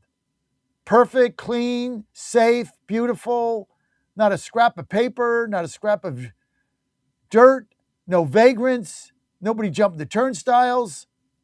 They got to pay to get in. Beautiful. Go on the metro cars, perfectly clean, mopped. Floors at the metro, mopped. Union Station, pristine. You couldn't walk through Union Station without throwing up. The smell of urine. There were people with sleeping bags. You have to step over them. They didn't do anything about it. And well, it's just D.C. No, it doesn't have to be that way. You don't have to live in filth and squalor. Trump has showed us another way. This is why we got to keep fighting for this. John Fredericks Media Network, your Godzilla of the truth in America, your oracle of the deplorables, right here, coming live from your nation's capital. We're going to get to Mark Mix. Rob, I know you've been on hold in New York a long time. Rob, I got a couple minutes before Mark. Go ahead, Rob, you're live. Hey, John, good morning. I know you're busy. Great show. Just a couple of quick hits here. I'm glad you have Dr. Thorpe on. My mother almost died of sepsis last year, and it came about from a botched outpatient procedure. So sepsis is real. Thank goodness that they have a lot of aggressive antibiotics, but it never should have happened in the first place. So I'm glad he was talking about that this morning. Second thing, thanks for that Michael Rappaport clip, because he's an interesting character. He was a deranged anti-Trumper, and look how full circle he's gone. I mean, or you should say 180 would be more accurate. I mean, the guy is, you talk about a Hollywood type, and even though he wasn't exactly A-list, but his eyes are open, and he's calling it as he sees it. And you know what? Good for him. And supposedly Donnie Deutsch, who's no fan of the right, he was out the other day also what the hell's going on with the party? But yet here's the problem. Who really on the left is standing up? We have a major issue. Most of the GOP runs away. You'll never hear a GOP candidate thank canvassers. Mondami does. When's the last time you saw a GOP guy do that? But on the other hand, you have Democrats who aren't standing up for this either. So something's got to give here, and it's going to be up to us in the grassroots to make this, to push back. Otherwise, we're going to go be eating out of a trash can and dodging feces on the street. I mean, this is insane. Well, like Steve Bannon said, you can't allow every major city to go in communist hands that don't enforce federal law. You have no country. And then you're heading towards a conflict. Call it civil war as he does. And what's interesting too, he frames it as the Marxist jihadist movement. And when it was shocking when he said, hey, John, there's out of 8.5 million people in New York City, 3.5 million are foreign born. 3.5 million. Like they're not even from here. They have no interest in this country. They want it to be like the crap holes they came from, I guess. And then he pointed out the first lady of the mayor on her biggest birthday, 250, goes to a jihadist retreat in Spain. I mean, this is the disdain they have for America. It's just absolute disdain. They want to tear it down. He also said that the three communists shouldn't be seated. I mean, the Republicans don't have they don't have the balls to fight this. That's the problem. They have the balls. This takes immense courage, and the Republicans don't have it. I mean, he nailed it in D.C. My party, the Washington, D.C. GOP, which threw me out, and now, they can't do anything about it because I'm the only elected official in the city. They can't do anything now. There's been no response. No candidate, no response, no press release, nothing, no press conference, nothing. Just, you know what? Keep my chairman's badge and, it's all good. That's what we have fighting them. Nothing. Vacuous. So with you that I'm right. You're right, Rob. So thank you. Let's get to, thank you for the call, Rob. Let's get to Mark Mix, President, National Right to Work Foundation, CEO. Mark, thanks for being with us. Thank you for your patience. Oh, no problem, John. I've been interested to listen and hear Steve Bannon and hear you. Of course, always interested in hearing you talk about what's going on, not only in Washington, D.C., but around the country. So thanks for the opportunity. You guys are now in the front lines. Right to Work is on the front lines. The communists are taking over. They want to unionize everything. They don't want to give people the option to do anything. They don't want to give companies the option. Give me kind of the national picture on Right to Work now. Yeah, John. Well, look, 26 states in the country have right to work laws. They're very simple. We believe that workers should have the right to join unions if they choose to do so, but should never be compelled and forced to pay dues or fees just to get or keep a job. 80% plus Americans believe that's the right way to go. But being right's not enough, John. And this is your point. This is why we got to be involved. And Rob's call about grassroots being involved. And you've seen evidence of it in this last legislative session in Virginia. You saw the Commonwealth of Virginia, not only elected officials on the Democrat side and the Republican side rise up and grassroots rise up. Thanks to your help, we stopped a bunch of nonsense in Richmond related to labor policy. Right now, President Trump wants to put people back to work. He wants to bring jobs back to America. His policies are working in that regard. And building an economy here in the United States where we provide opportunities for people to feed their families and take care of themselves and join that American dream is a really important part of his agenda. And that flows through the National Labor Relations Board. It flows through the Department of Labor. And so those appointees and the actions the president's taken in that regard are making a difference in helping to create an environment, not government dictating, but creating an environment where opportunity and people can risk capital like you do every day, John, and as an entrepreneur and building something that allows people to expand themselves and their families and take care of themselves. I think the State of the Union is good. The president thinks about this all the time, not the state of organized labor union, because they got problems, John, because they rely on compulsion and force as their business model. That's not going to work for them. It hasn't worked for them. And the president understands that. He's in favor of the American worker, but he's not in favor of force and coercion. And we've got a couple of little battles that are coming up right now on the federal side, like the Secretary of Labor. He took the advice of Sean O'Brien, the Teamster president, for his first nominee, Lori Chavez-DeRemer. You and I opposed that. You helped us get opposition out nationally, but she got confirmed, and she turned out to be an embarrassment, not only to President Trump, but to Sean O'Brien. This time, it doesn't appear that O'Brien's making any recommendations, and he's nominated Keith Sunderling, who's been at the Department of Labor for a while, and we've got that battle in front of us. So that's what we're fighting for now. You like him? Yeah, so far, so good. I mean, it's hard to like a bureaucrat, John.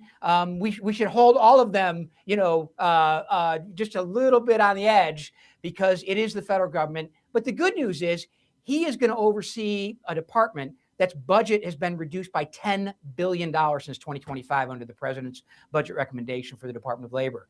If he can get the same efficiency and effectiveness out of that institution, spending $10 billion less, we're in favor of that. We were both right on the former Secretary of Labor. She was horrible. Yeah.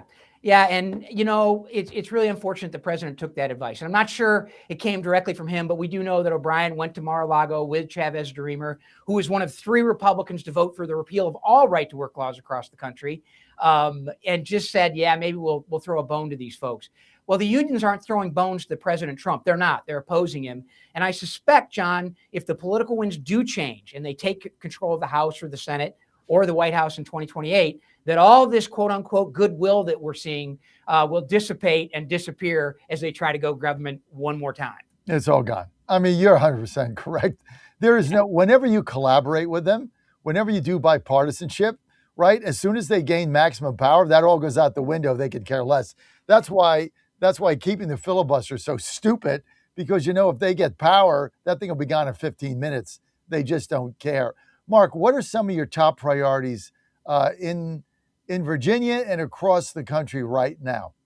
Well, in Virginia, we've got a fight to go that we're going to get ready for the next legislative session. We think they're going to try to come back and do full-fledged monopoly union bargaining for all government employees in the Commonwealth. We were able to surprisingly have put that thing to bed, at least for now. The repeal of the right to work law, we'll keep our eye on that. That bill didn't make it out of Senate committee, which was good news. Right now, we're preparing for November. I mean, obviously, Americans need to know in this grand experiment of self-government where the candidates stand on important issues. And so we're doing a survey of all the candidates running for office for the House of Representatives, the U.S. Senate, and for the state legislatures across the country, asking them a very simple question. Do you believe workers should be forced to pay union dues to get or keep a job? Yes or no? And for the ones that answer and the ones that don't, we make sure that people in their districts know exactly where they stand on the issue of forced unionism.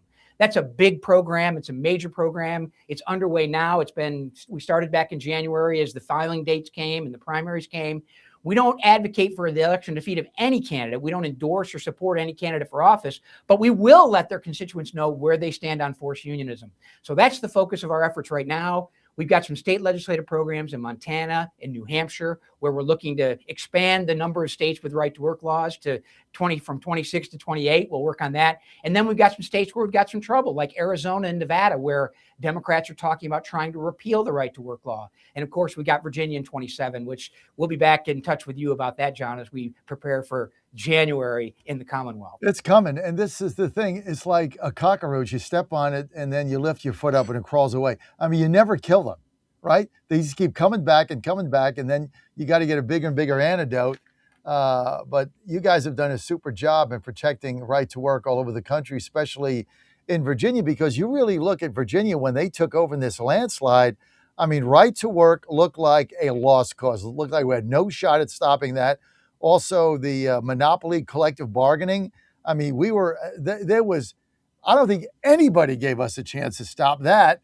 And we were able to do it because we went to the grassroots. It shows you when you go to the people and you bring them something that makes sense, they'll help you. And I think that's what happened. Indeed, John, and that's the secret. I mean, we often think that everything happens in Washington, D.C., but as the late, great Senator Everett Dirksen from Illinois said, when I feel the heat, I see the light. That works in politics. It works in marriage, too, by the way. Just FYI, John. Maybe Ann knows, taught you about that. But that's our job. Our job as constituents is to create the heat so that politicians know, because the first thing they think about after getting elected, John, is how to get reelected. And they will look and take the temperature and feel the wind, whatever way it's blowing. And if you don't affect that wind, then you're out of business when it comes to being part of this grand experiment in self-government. I like to use the analogy of motorboats and sailboats. Every legislative body's got motorboats. You can't do anything about that. They know where they're going. They set their course. It's the sailboats that make the difference. They're the ones that are depending on the wind. And it's up to John Frederick and his listeners and our Right to Work members to create that wind that forces them to go the only direction they can go. And that's with the wind and with the heat that's being created by the grassroots. Mark, what do you think of all these communists winning? Bannon just called them Marxist jihadists. Kind of an interesting perspective. I don't necessarily disagree with that after hearing what he had to say. What do you think of this? Where are we going with this? Yeah, well, John, that nomenclature is something that I really worry about because we talk Marxist, jihadist. People don't understand it. When we say the word communist, that's something people recognize. At least my generation does, because we went through the Cold War. We went through the Cuban Missile Crisis. We went through all of the perestroika and all that stuff that was part and parcel of every night's media and the news cycle. Now it's Mondami and the socialists. I mean, they are designed to create government with power over everything. That's real simple. I don't know what you call that from an academic or ideological standpoint, but what we do know is wrong. And we know it violates individual freedom and liberty, which is the core foundation of this country. And, when you think of Mondami in New York, I was thinking about this morning as we were preparing for the show. Joe Biden's Secretary of Labor was Julie Su. She never got confirmed. She was the acting secretary for almost the entirety of his presidency. And you know what? Where she is now? She's the economic advisor for Mondami in New York. And so personnel matters. Personnel matters to policy. And when you think about the structure of Mondami setting up, building government grocery stores, rent-free apartments, those things have been tried again and again, and they've failed everywhere. Since 6,000 years ago, those ideas have failed. And they'll fail again. But we have to live through it again, unfortunately. And I hope, John, that we wake up about this, whether it be in Minneapolis, Minnesota, whether it be in New York City, whether it be in Los Angeles. People are finally getting tired, and I hope the reaction is a good one back to more freedom, more liberty, and more protection of individual rights. How dangerous is the illegals that have come into this country that are now dominating these major cities? Bannon saying that 3.5 million of the 8.5 million New Yorkers are foreigners, foreign-born. I mean, I was kind of shocked by that. I hadn't really realized that. Yeah, well, it's interesting, John, when you go back through the history of the immigration to the United States. Back in the 1980s, it was Lane Kirkland, the president of the AFL-CIO, that was trying to get the border secure. I mean, they understood the impact on union workers across the country by people coming across the border illegally and doing work that they shouldn't be doing. And now you have organized labor from almost every direction. Organized labor is in fact, we got to open up the borders. We can't prosecute these people. We got to keep them here. I mean, the politics of this are very interesting if you study it when it comes to organized labor and how they've reacted to it over the years. But it is dangerous. I mean, we only have to look over the Atlantic Ocean to Europe and see the damage it's doing to those cities and those countries there. In bigger context than just labor policy, in basically cultural existence, frankly, and what's happening in Great Britain, what's happening in Germany, what's happening in Spain. I mean, you can see it, and somehow it looks like we don't pay attention to it. But I think the president's paying attention to it. I know you're paying attention to it too, John. So it is damaging, and you have to have a border. You have to have an immigration policy that's regulated and adjudicated, and it's someone who takes control of it. You can't open the gates, and that's why this Supreme Court decision was really devastating, the one that came from last week, the birthright citizenship thing. Those are issues outside of I'm getting out of my lane here, John, but I think your point is well taken. From a standpoint of back to organized labor and rank and file workers, you've got to control the border, and this illegal immigration has been a real problem. Mark Mix with us, got a couple more minutes. Mark Mix, the president and CEO of the National Right to Work Foundation. Mark, let's just be candid. Going forward, why is organized labor now in support of open borders and not deporting these people, which drives down their own wages? I don't understand it, John. I really don't. And you go back in the history, and you look at them being one at the forefront of this battle of controlling the borders. Look, it's about revenue. Their revenue stream is dues, and the more workers that come in, the more they can organize workers, the more dues money they're going to have to spend on politics. And so, when you think about the hierarchy of union officials, and John, you and I have talked about this before, the disconnect between rank and file workers on one hand and union officials on the other. And this is a direct result of the power and privilege granted by federal law that gives them control not only of your pocketbook from a standpoint of keeping your job or getting a job, but also your voice by saying that you can't talk to your employer directly. Only the union official can. So the idea that they have a business model that allows compulsion and force basically makes them unaccountable to the very people they claim to represent. And that's the disconnect in organized labor. Samuel Gompers said it best back in his final speech in 1924, I think it was, in El Paso, Texas. He said, "The workers of America adhere to voluntary institutions. If you use force and coercion, you will destroy a movement that on its own, through voluntary means, will be strong and powerful and help workers across this land." They have violated the Gompers creed when it comes to voluntarism in unionism. And they'll tell you, well, nobody can get ahead. Well, we're down to 5.9% union density in the private sector now, John. That's not a winning formula for them. Compulsion's not working. Force is not working. You've got to allow workers to hold union officials accountable. The only way you do that is by controlling their pocketbook. Mark Mix, you absolutely nailed it. Hey, thank you for being with us today. People want to follow you, Mark. Where do they go? Well, John, they can find us on that amazing internet at www.nrtw.org for their questions about their legal rights in the workplace. If they have questions about legislation or want to know what's going on in their state, the committee's website is nrtwc.org, nrtwc.org. Great to hear from you, Mark. Great to see you. You look great. You look great, by the way. Well, thank you. You do too, John. Thank you. Yeah, appreciate that. Pennsylvania Posse coming up next. Keep it right here.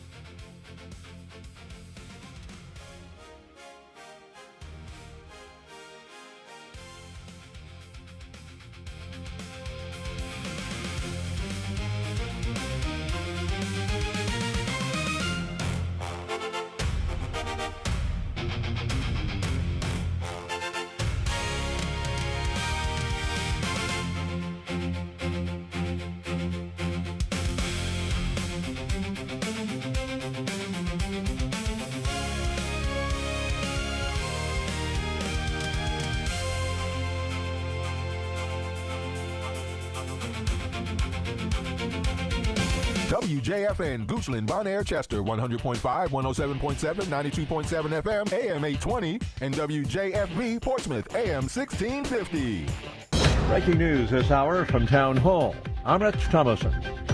A court appearance this week for the accused killer of a rising star of the conservative movement. A 5-day preliminary hearing is scheduled to start Monday for Tyler Robinson, the 23-year-old man accused of assassinating Charlie Kirk last September 10th while Kirk was addressing a crowd of thousands at Utah Valley University. Kirk's widow and parents are expected to be in court in Utah, and the hearing will be live-streamed. The proceedings focus on whether there's enough evidence to try Robinson for aggravated murder and whether the death penalty is warranted, which the prosecution is requesting. They say DNA consistent with Robinson's was found on the trigger of the rifle used to kill Kirk, as well as the fired cartridge casing, 2 unfired cartridges, and a towel used to wrap the weapon. Robinson has not entered a plea. I'm Donna Warner. At least 24 deaths are blamed on the punishing heat wave that gripped such a large swath of the country. After days of dangerous record-breaking heat across the East Coast, Southeast, and Southwest, officials are reporting a rising death toll and say many victims were found in homes without air conditioning. The storms left nearly 1 million customers across several states without power and raised the threat of flash flooding as scorching temperatures give way to the threat of powerful storms, widespread outages, and flooding concerns. Ken Lorman reporting. Later this hour, President Trump will ring the Wall Street opening bell. He will do so remotely from the Oval Office. It's aimed at drawing attention to Trump accounts, encouraging investment on behalf of newborns. Later today, Mr. Trump departs for Turkey and the annual NATO summit. That will wrap up on Wednesday. Russia launched yet another drone and missile attack on Ukraine overnight. Hitting the capital, Kiev, the strikes killed at least 18 people, injured many more. More on these stories, townhall.com. The following is a real-life story from Trinity Debt Management. When I was feeling the stress of too much credit card debt, I looked at 2 different options, debt settlement and debt management. They may sound the same, but guess what? They're not. Debt settlement seemed like a quick fix, but I found out it would destroy my credit, create tax headaches, and hit me with huge fees. They actually told me to stop paying my bills. No way, not me. Then I turned to a debt management plan developed by the team at Trinity. They worked with my creditors, lowered my payments, reduced my interest, saved me thousands, and paid off my debt. And Trinity is a Christian company, which is important to me. If credit card debt has you down, call Trinity at 1-800-990-6976. My name is Heather. Please forget debt settlement. And remember, Trinity Debt Management. 1-800-990-6976. International shipping, risky business in some parts of the world these days. A cargo ship has come under attack off the coast of Yemen in the Red Sea. The United Kingdom Maritime Trade Operations Center reported the attack off of Yemen. The UK MTO says the ship was reportedly under attack by unknown armed assailants. The UK MTO also says authorities are investigating and no group immediately claimed the attack. Yemen's Houthi rebels have threatened to begin attacking ships again, though they have not been carrying out any attacks. Somali pirates also have been active further away in the Gulf of Aden recently. I'm Rika Ann Garcia. The Philippine Senate has started the impeachment trial of Vice President Sara Duterte. Politically volatile event will unfold against backdrop of her bitter feud with President Ferdinand Marcos Jr. Thousands of police officers have been deployed to secure the Senate. News and analysis, townhall.com. The White House has a problem with those entrusted with overseeing the national treasure that's known as America's attic. A report released late on Independence Day by the White House Domestic Policy Council calls leadership at the Smithsonian Institution radical activists who cannot be trusted, especially at the National Museum of American History. And the report indicates that President Donald Trump may be getting ready to install his own team. In March, Trump said he intended to force changes at the Smithsonian with an executive order targeting funding programs that advanced dismissive narratives and improper ideology. Donna Warder, Washington. UK-based TV, internet, and mobile phone provider Sky, which is owned by Comcast, has agreed to buy ITV's media and entertainment arm for up to $2.1 billion. Deal comes after months of talks to create major competitor to the global streaming giants. More on these stories, townhall.com. Trump 2.0 is in full effect. How do you keep up with all the action? I'll tell you. TrumpNationNews.com is your inside source for the inside scoop. Manufacturing, jobs, deportations, and the nation's rejuvenation. The first 100 days and beyond. All the news you need and no liberal gibberish. It's the perfect way to start your day. Sign up for the TNN newsletter. Do it today. TrumpNationNews.com. TrumpNationNews.com. Part of the John Fredericks Media Network. All right, folks, I need you to do something right now. Go to johnfredericksradio.com and take our brand new 2028 Republican presidential straw poll. Who do you want leading the ticket? Don't let the elites decide. Make your voice heard. While you're there, weigh in on two huge issues: eminent domain reform and President Trump's tariff policies. Are they protecting American workers or hurting growth? This is your movement, your vote, your voice, your choice. Go to johnfredericksradio.com right now and take the poll. It's finally here, our second annual mega sale. This sale only comes around once a year, so take advantage of the best offers ever while you can. For example, save 50% on our Giza Dream bed sheets, as low as $29.98. And for the first time ever on TV, MyPillow mattresses and MyPillow mattress toppers, as low as $99.98. And you save 50% on our Lux Pure 6-piece towel sets, regular $69.98. Now only $39.98. And our best-selling standard My Pillows, regular $49.98, on sale for $17.98. Wait on it, mega sale only $14.98. But wait, there's more. To make the mega sale even more special, when you order right now, your order's going to ship absolutely free. To take advantage of the second annual mega sale, go to mypillow.com or call 800-854-0504 and use promo code Godzilla.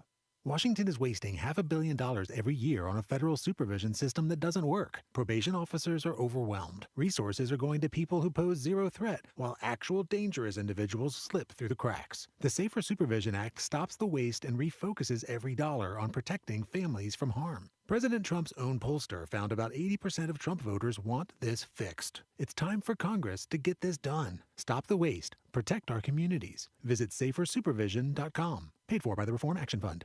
The Cats and Cosby Show. It's the top news of the day. People are out there saying, oh, the Iranians are never going to live by it. But let me tell you something. President Trump is going to bomb them again if they screw around. Hopefully they live up to it. And if not, the pounding's coming. We're going to do it again and again and again. The Cats and Cosby Show, weekdays 5 Eastern, 4 Central on the stations of the John Fredericks Media Network. Trump is the toughest president we ever had. Well, he's definitely the best bomber. Folks, this is Crom Carmichael, CEO of Solti. I have recently turned 77 years old.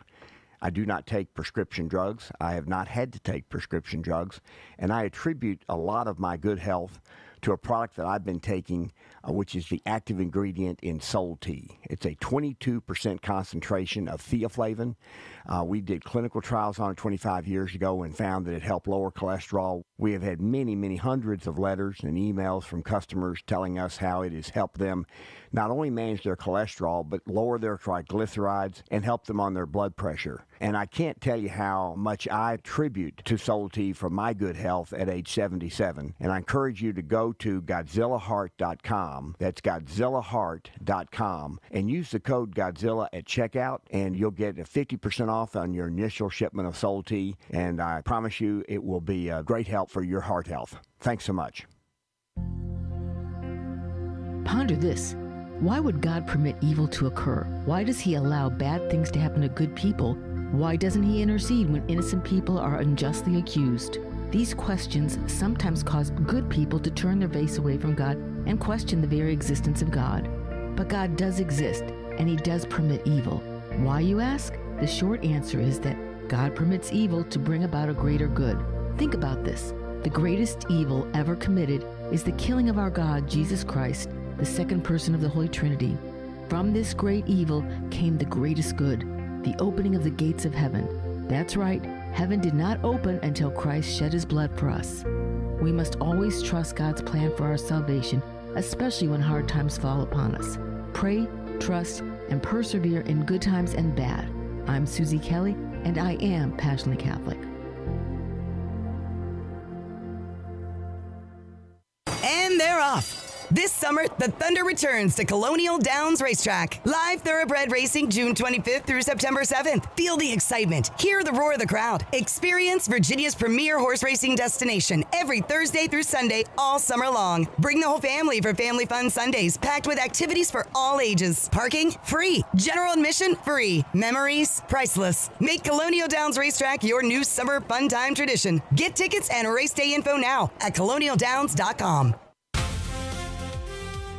Live from the studios of the John Fredericks Media Network, it's The John Fredericks Show. Grab yourself a cup of 1775 coffee, sit back, and get ready for the best 4 hours of talk in the universe. To be part of the show, just call our toll-free number, 888-480-5646. And now, here's the Godzilla of Truth, the Oracle of the Deplorables, the man you want on that wall, the man you need on that wall, John Fredericks.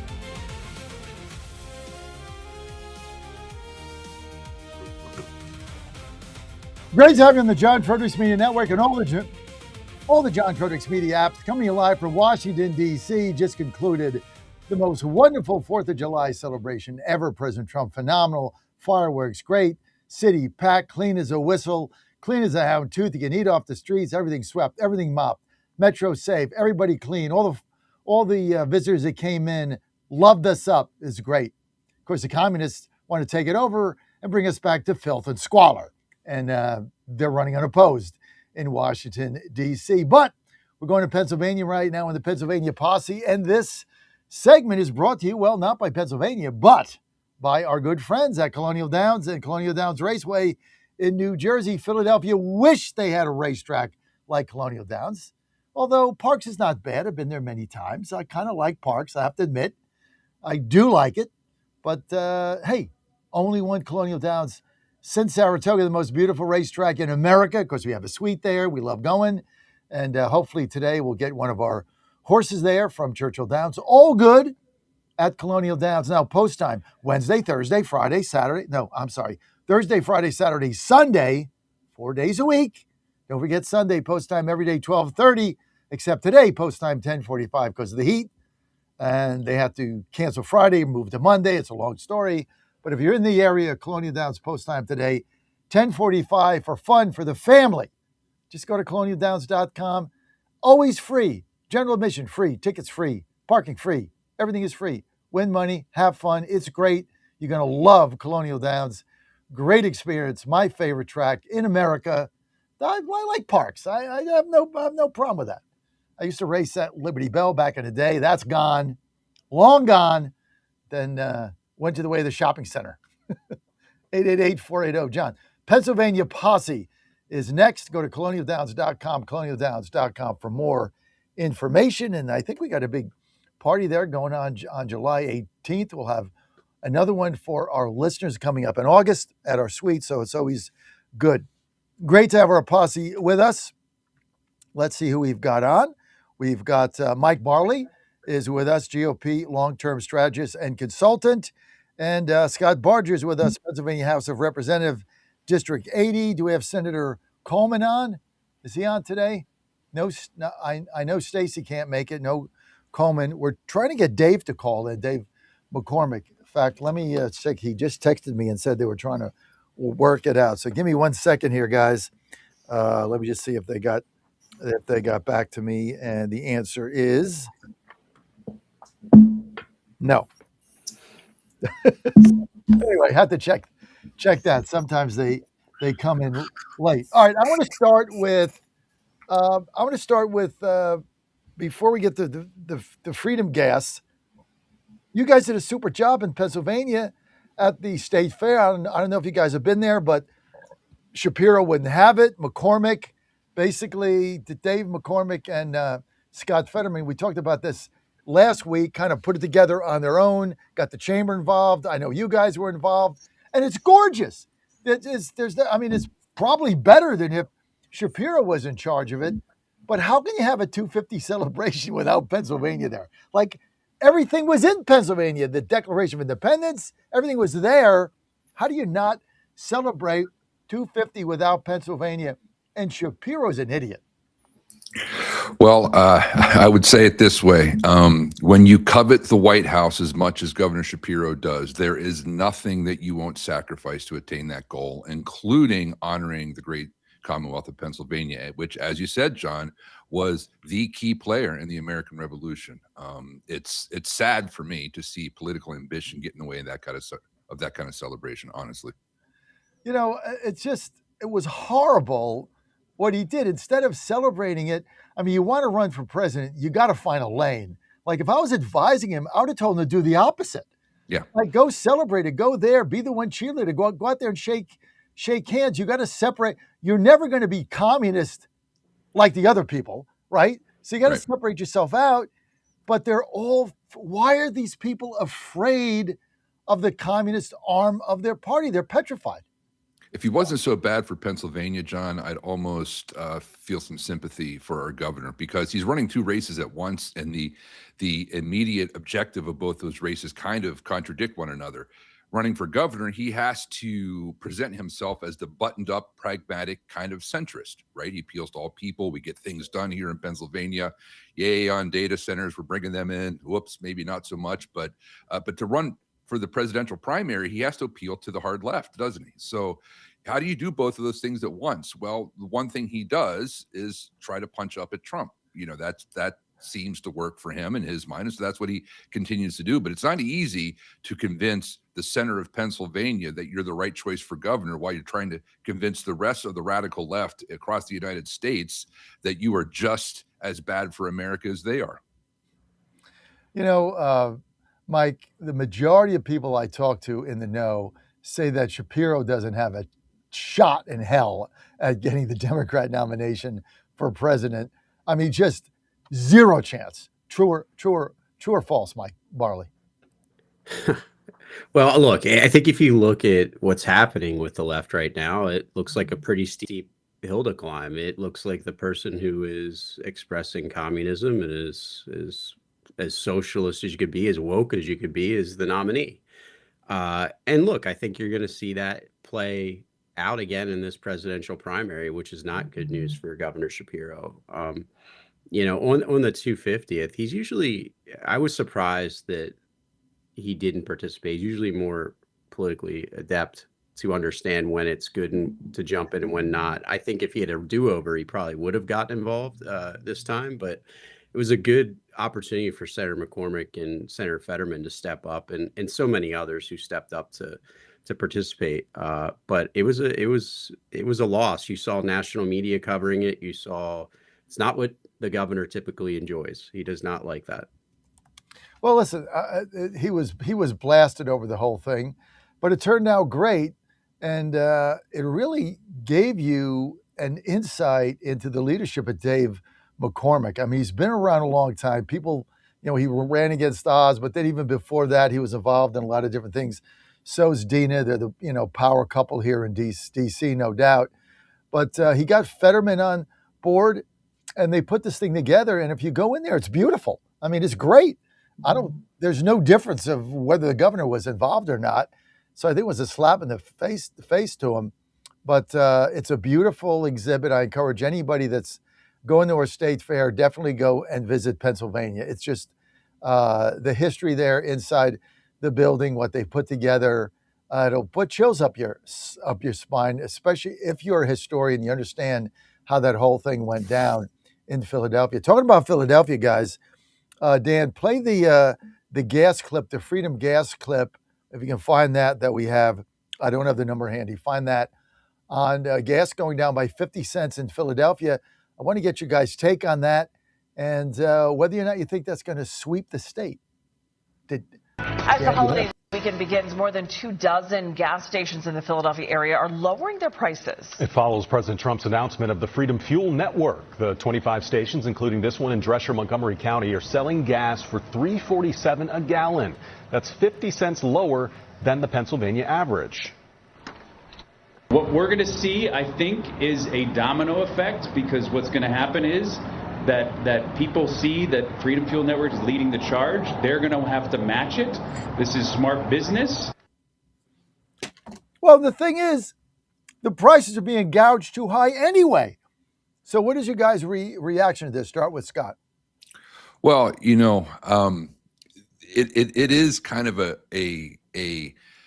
self-apparent kind of truth, I think, that anytime we've gone through these kind of price increase like spikes, it seems to me as the average consumer that, boy, the prices go up way faster than they come down, don't they? I mean, they skyrocket like they're on one of Elon Musk's rocket ship, like straight up. And then when things calm down and the oil markets and the futures start to kind of get their stability again, we coast down. I think this is an ingenious maneuver. I hope it works. I mean, you never know with the free market where people vote with their pocketbooks what they're going to do. But I think this is a great initiative. Hey, look, prices increase quite quickly. We're going to help them decrease quite quickly by doing this, and we're going to challenge you. Other gas stations across the Commonwealth, across the country, to not gouge Americans any longer. I think it's a great sentiment. I love it when people get involved in this kind of thing and don't wait around for politicians in Harrisburg or Washington, D.C. to wave their magic wand and fix everything. I think it just might work. I don't know. We'll see.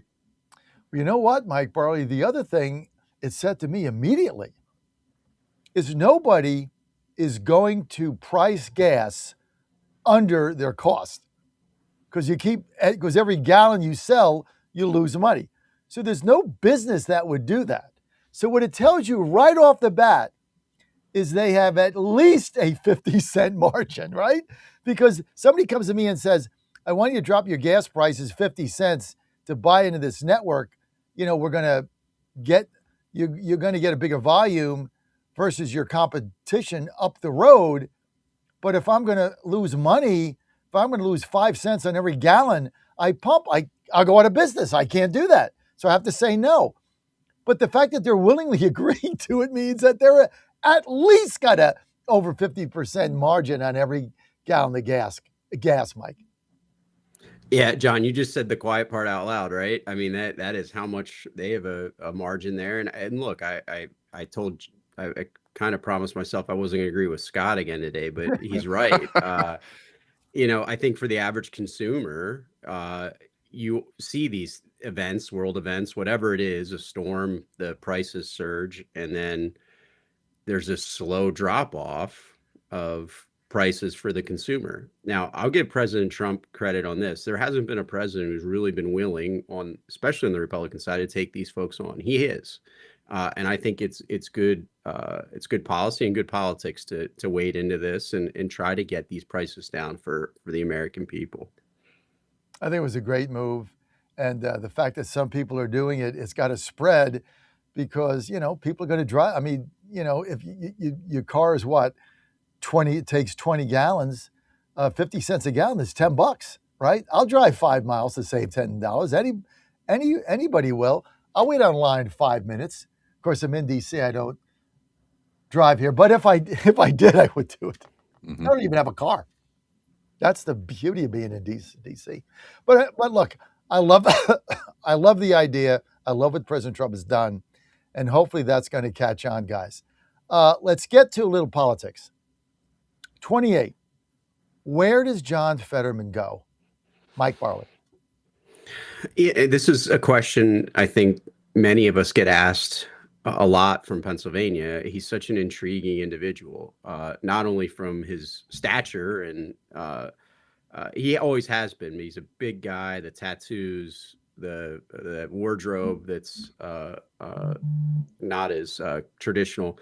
But, as he's progressed through his term in Senate, he's been a very strong, moderate voice. And I think Senator McCormick building that early relationship with him was very important. I think it's positioned Pennsylvania in a very strong manner in DC, because those two working together, despite the fact I think there's a little bit of a lore about how often Senator Fetterman votes with the Republicans. It's not that often, but for him being willing to at least buck the woke socialist left is very important, particularly in that party, to be a voice as strong as his saying that. I don't know. Look, I lean into the camp. I'm not sure that there is a lane for him to run for re-election. I certainly don't think there is in his party. Being an independent candidate is very difficult in Pennsylvania with our system. I'm not certain. I tend to believe he will not run again, but there's no indication that he's made any decision on that. You could certainly see him going, the path of like a Kristen Sinema. It's just DC's not what I hoped it would be, and I'm out. Well, Scott, what do you think about that? And by the way, you're not dissing tattoos, right? I mean, you're not dissing that, are you, Mike? Not at all. Look, I think that's actually something that helps him. I think he is someone for an average for everyday Pennsylvanians who he looks like us, he talks like us, he's one of us. I think he is somebody that goes into a Sheetz in Western Pennsylvania and has a lot of supporters, and that's a compliment to him. I think he's an authentic guy. He doesn't pretend to be anybody else other than John Fetterman, and that's appealing. Now that you brought it up, well, first of all, as far as tattoos are concerned, I have my share of body art head to foot. So just so you guys know. So no dissing tattoos. Second thing I have one too, John, so you're fine. You've got one. You've got one. I've got 20. So all good. But now that you brought it up, Sheetz or Wawa? Mike? I'm personally a Wawa guy, but I honestly, they're both convenient. Wawa. Gotta be Sheetz. Gotta be Sheetz. I don't get the Sheetz thing. I really don't. Gotta be Sheetz. I think once you're converted, you'll never go back. Why? I mean, what? Hey, look, the sandwiches at Wawa are better. Sheetz, the food is better. I'm not going to admit to any sort of bias here, but I will say that Sheetz started in my hometown of Altoona, Pennsylvania. So perhaps. Well, we have a radio station out there in Altoona, so I'll go to. But I'm like Mike. I'm like a Wawa guy. Like when I go to Richmond by the where we stay by the track, there is a Sheetz and a Wawa. This is in Richmond, and they're right across the street. And there's equidistant. You can go to one or the other. I always packed, and they're packed. Both of them are packed. Both of them are packed. I've been there many times, John. There's they're the both Wawa. packed. There are Sheetz people, and then there's a Wawa people. So I don't know, but I like Wawa. Okay, enough of that, guys. So I don't know what he's going to do, but well, I think. Excuse me, John. One of the things that, because I got to agree with Mike for once, right? He's always agreeing with me. Mike, you hit on something that I think a lot of us in the game sometimes forget, because we're elected, we're in it, and you forget what it's like to be outside of it.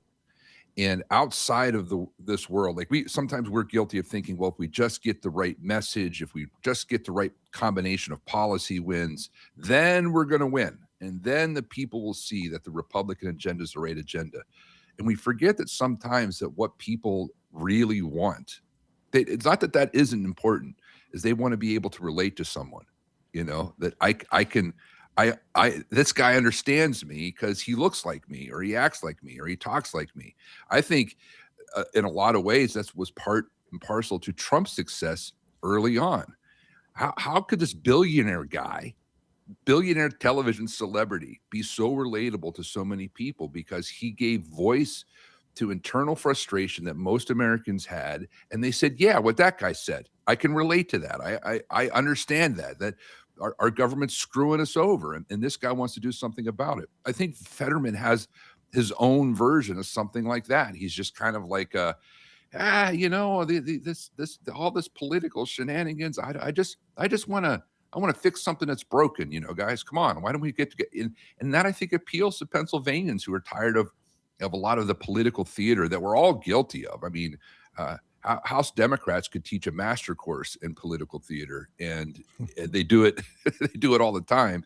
And Fetterman's along, and he won't even put the costume on, right? He won't even put the suit and the tie on. He so doesn't want to be part of that thing, whatever it is. I think that relates to people. It pulls at their heart a little bit, even if you don't agree with them. There's people in my district, which is a very red district, very conservative, went Trump big, John, big. They'll look at Fetterman and say, like, I kind of like, I don't agree with them, but I kind of like that guy. I kind of like him. That's the thing. And I think that's what Mike's talking about, is that relatability, that authenticity that speaks to Pennsylvanians.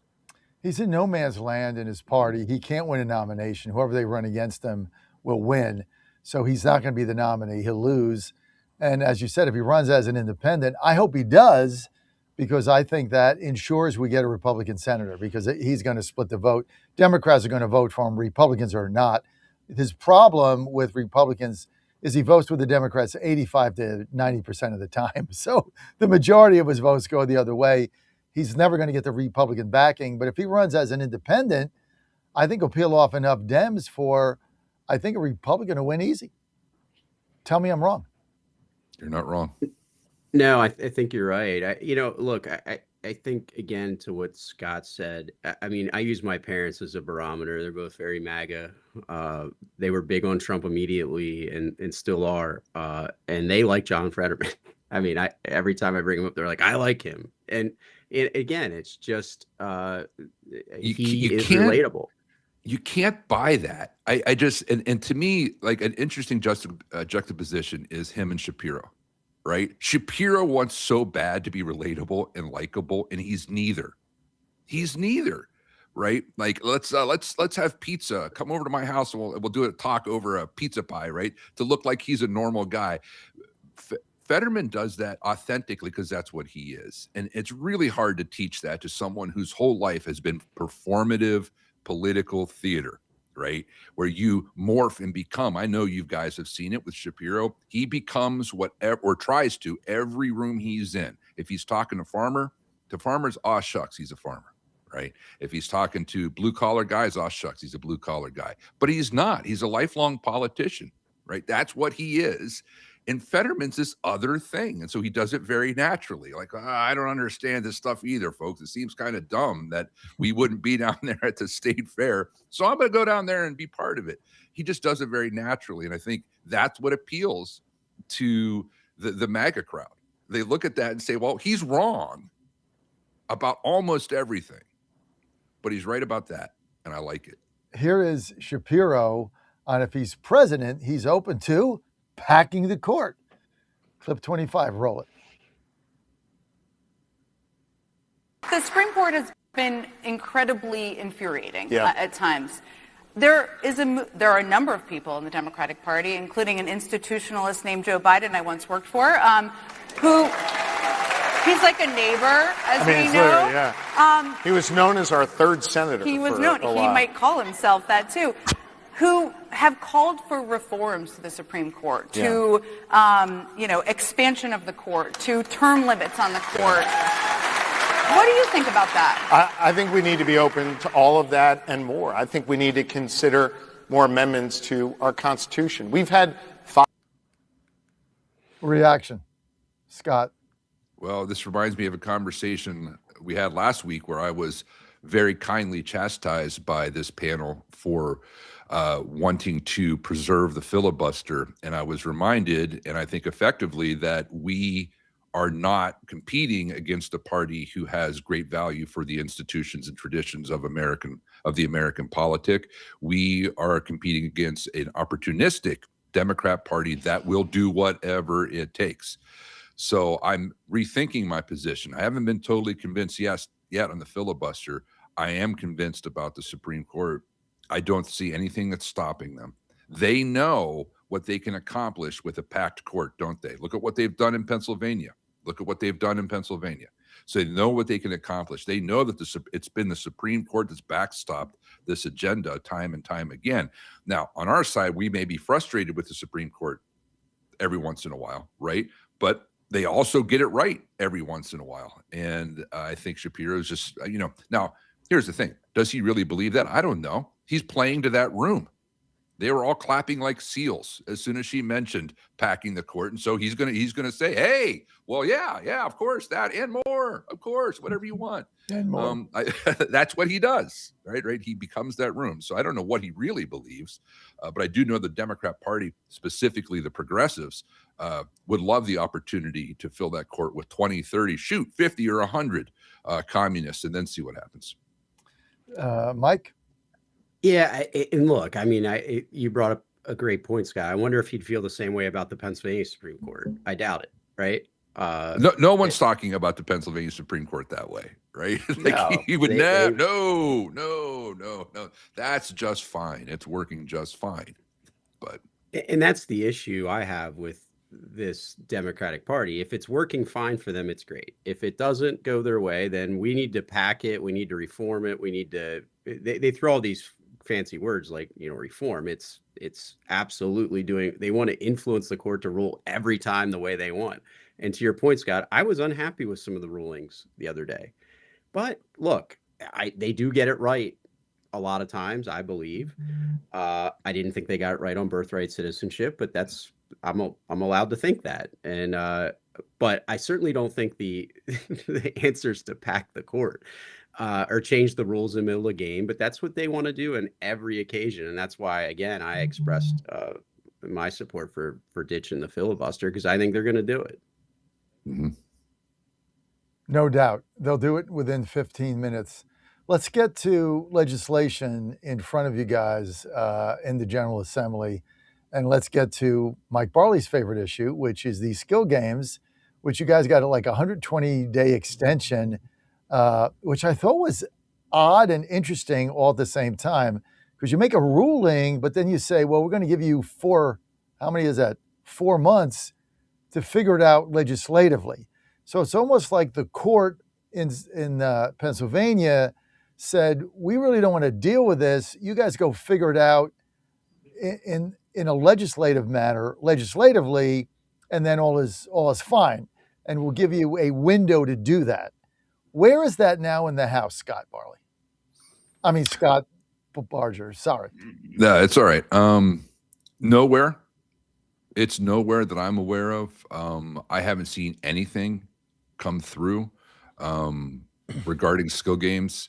We talk about it a lot on our side because we understand, especially those of us who represent smaller communities, what a death blow it would be to lose this revenue stream for our fraternal organizations and small businesses or six-pack shops.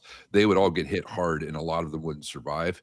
So we talk about it, but we're not in charge of the calendar, right, John? So the Dems get to decide what bills to run, and they haven't run anything of substance that I can remember. Maybe I was asleep at the switch for one of them, but I don't think so. I don't think we've run anything.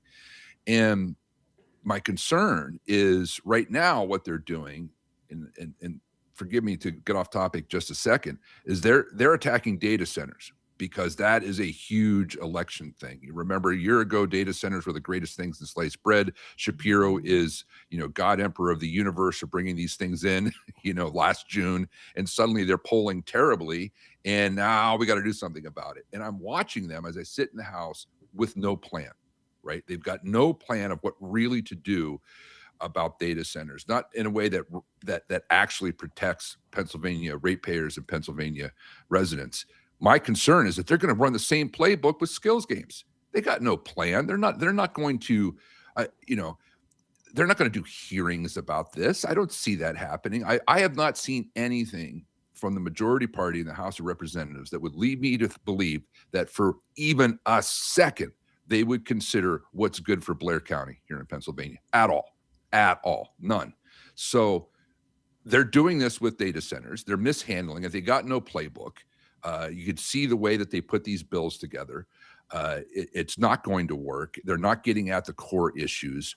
My fear is we're going to do the same thing with skills games, and they're going to run bills that don't get at the core issues, and it's going to be an absolute mess. I wish I had better news, but the proof is in the pudding, right? The best predictor of future behavior is past behavior, and the majority party's past behavior is that they don't know how to legislate. So that's my prediction. It's interesting, Mike Barley, because in Virginia, most of the support for skill games came from the Democrat conference.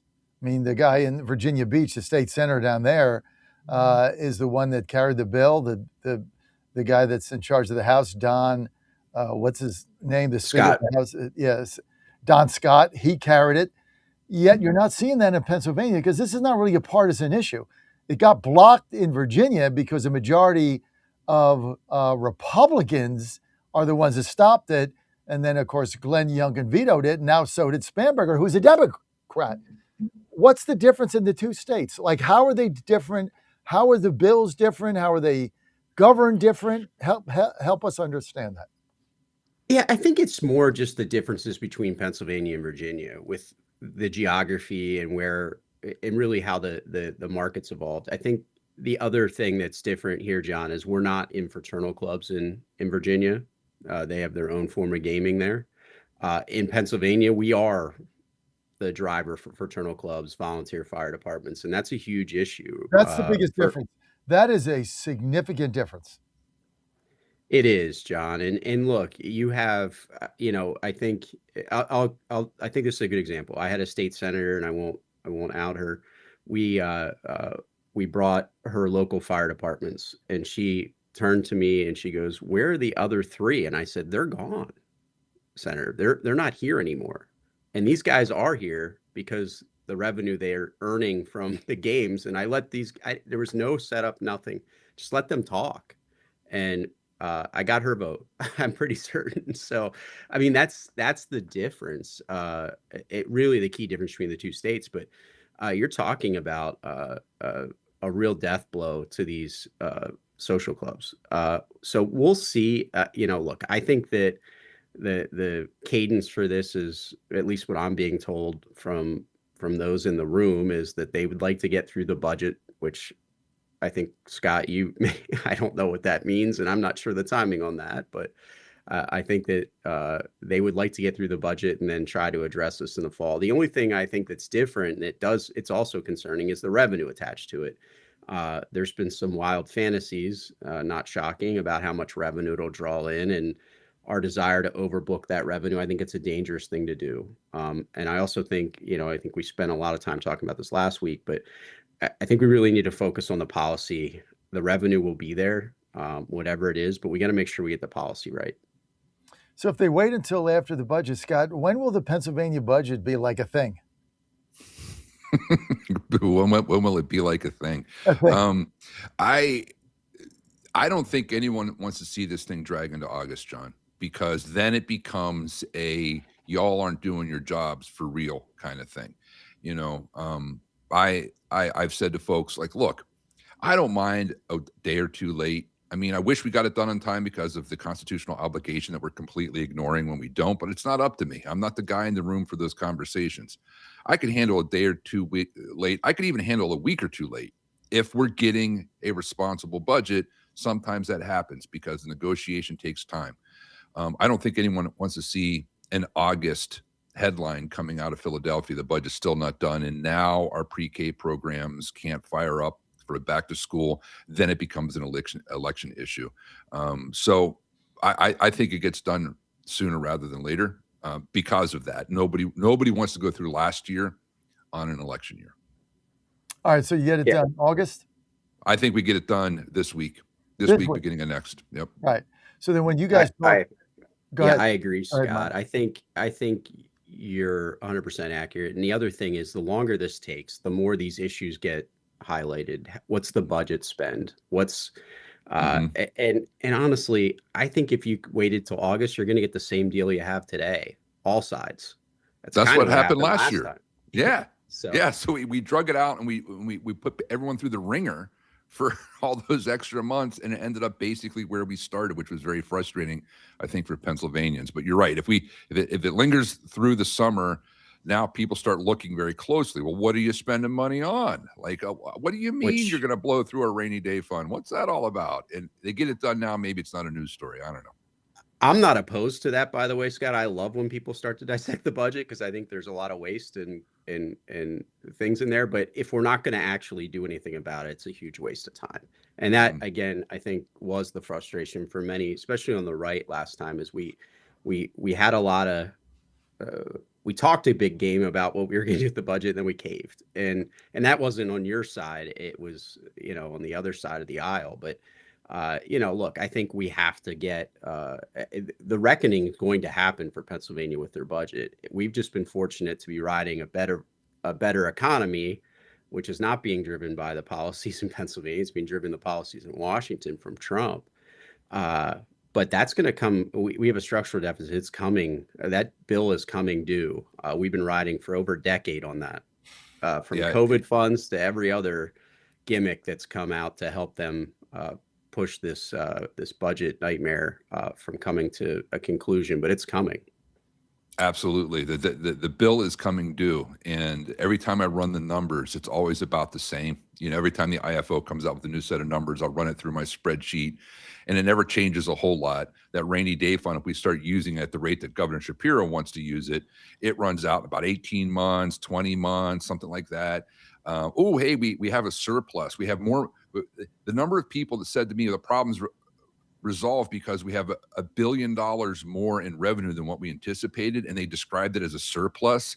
And I'm like, folks, that's not a surplus. We're still down $4 billion on this thing. Come on, like it's not that kind of money just doesn't appear, right? And it's to me, the rainy day fund's a big deal. I think it's worth fighting for. I know that I'm not alone in that, but ultimately, that's not up to me whether we use that rainy day fund to float the budget or not. So fingers crossed.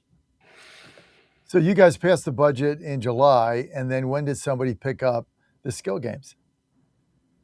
Which is we're on our side, Pennsylvania, because this is a you got them deal. and they just got outlawed.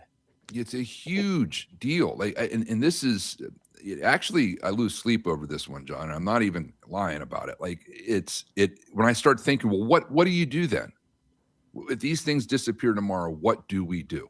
What does it look like if I don't have them in all of these little businesses and fraternal organizations in my district? What does next year look like for them? It's a huge issue. And after this month, I think we only have 11 session days on the calendar, something like that. That's it. And we've got data center, that issue breathing down our neck. We got an election in November, and data centers and skills games are probably the most pressing, big money, big impact issues facing our state. I don't see anything out of the majority party that would lead me to believe that they even understand these issues, let alone have a real plan of what to do about it. So they're just going to let the clock run out? I hope not. What does that look like? Mike, what does that look like? Even a decision like at least Virginia made a decision, right? Yeah. The governor vetoed it. Sorry, you can't override the veto, right? And then when it got to Youngkin's desk, he amended it into oblivion. So those were decisions that got made. Mm-hmm. My problem here in Pennsylvania is two things. One, that it hurts the fraternal organizations that didn't impact Virginia. And the second thing is, like, running at the clock is not decisive. Like, I want decisiveness. Like, if you're going to defeat it, get on record, like Youngkin did, or like Spamberger did, and veto it. Or don't pass it out of the House and have a no vote. But they're just going to let the clock run out on a judicial ruling. I don't see how that's possible. But I don't know. Like, you're right. Like, if you can't, are we going to do nothing? And then what? The state police are running these things up, or the game commission, or who's in charge? I have no idea. Well, nobody's in charge.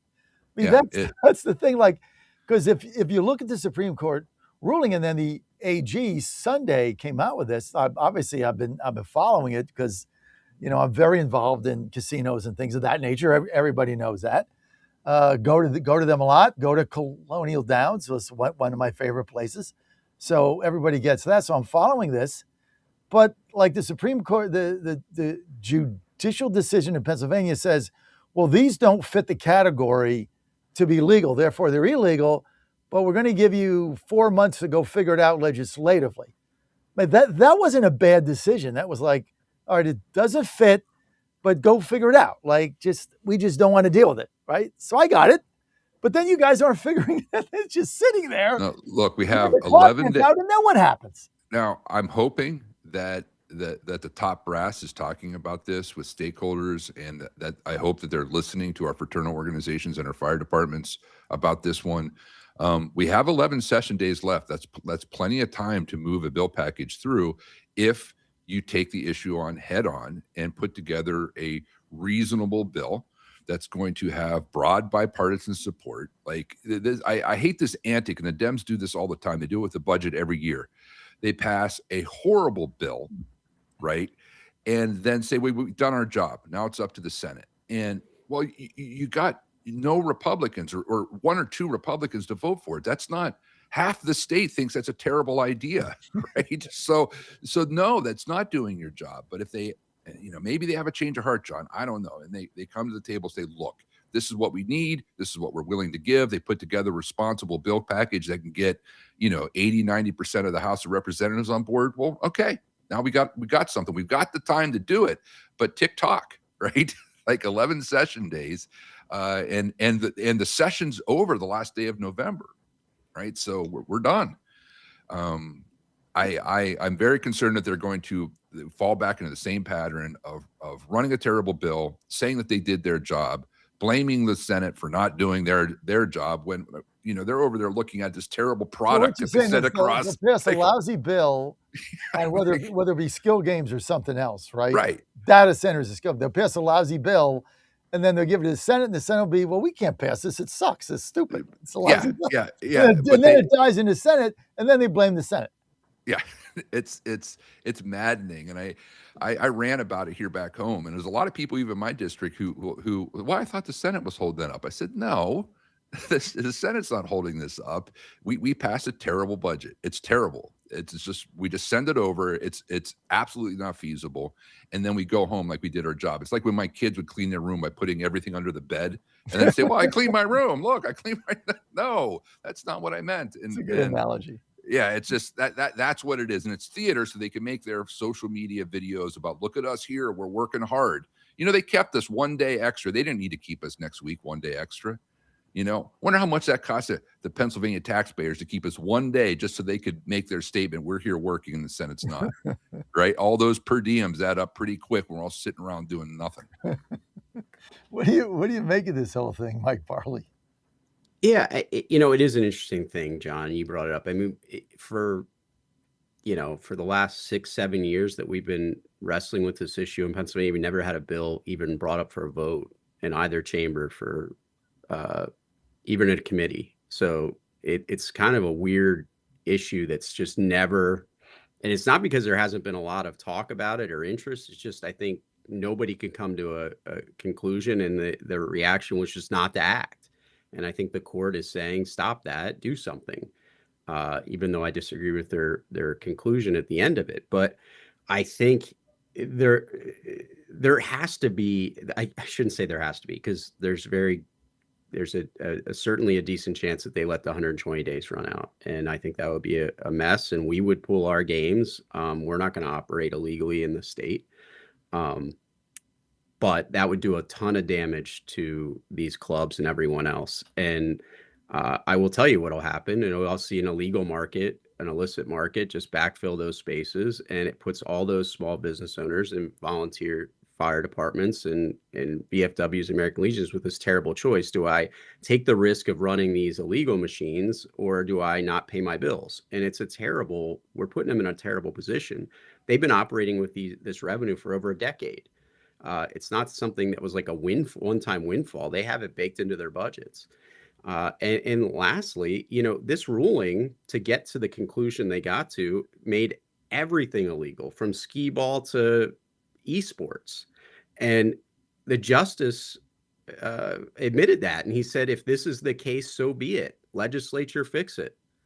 So you have a lot to unpack. The legislature has a lot to unpack here and try to get done, and not a lot of days to do it. To your point, it could be done if there's real stakeholder meetings and you get something agreed upon piece of legislation. I just don't know that that's possible, or if we're capable of that in Pennsylvania anymore. Well, what you mentioned was the buried headline. You said earlier something I did. You said the thing that nobody wants to talk about. Well, what you just said is the games in the fraternal organizations that have been dependent on the revenue for a decade will be replaced with something that is illegal. I mean, it is going to happen. And they're going to position it the way they want, but you're going to end up with stuff in there that is not regulated, not monitored, because they simply can't go out there and replace the revenue in one week. That's why I think this has just got to be dealt with, one way or the other. The legislature has to take this up. I'd like to see a poll, right? I'd like to see something, but you're getting nothing, and they're just letting the clock run out. And I mean, look, Dave Sunday, in his AG ruling, basically his hands are tied. He said, "This is what the Supreme Court decided. This is what I'm going to have to do. You're going to have to get them out after 120 days, or they're illegal." Well, like you said, Mike, nobody wants to operate anything illegally, okay? Nobody wants to do that. No business fraternity. Nobody's going to get involved in that, or they shouldn't. But then what happens when they take it away? Then somebody's going to fill the gap.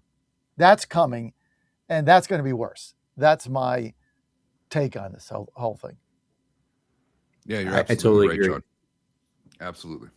Yeah. It is the problem is, well, I mean, I could go on and on, but I don't want to do that to your audience. Like the issue that I've seen in the House of Representatives. Remember, I'm brand new.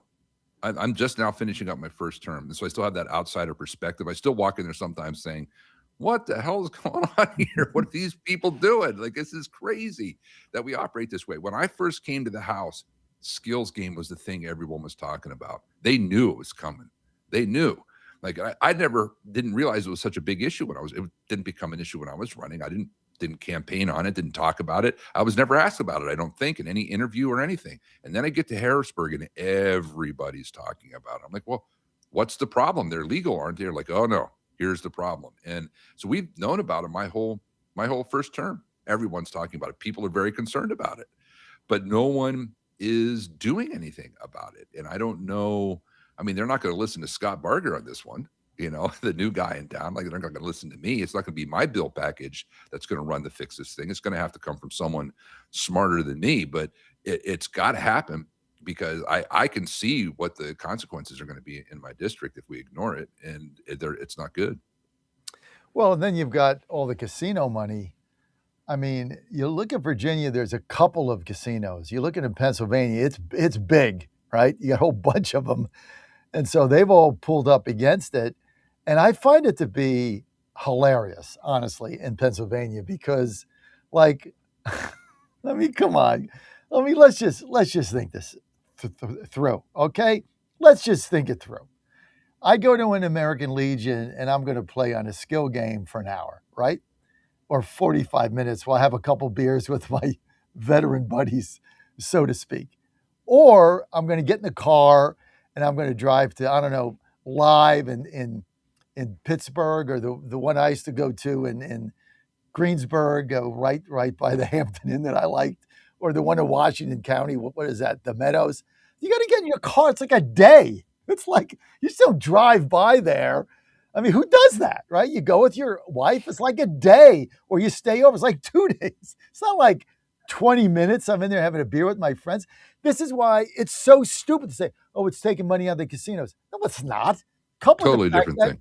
It's stupid. Couple with the fact that when I go to a casino, like, I don't play the table games anyway. I go there to bet baseball or hockey or football. Hands down playing it. So, like, I can't bet hockey at the skill game.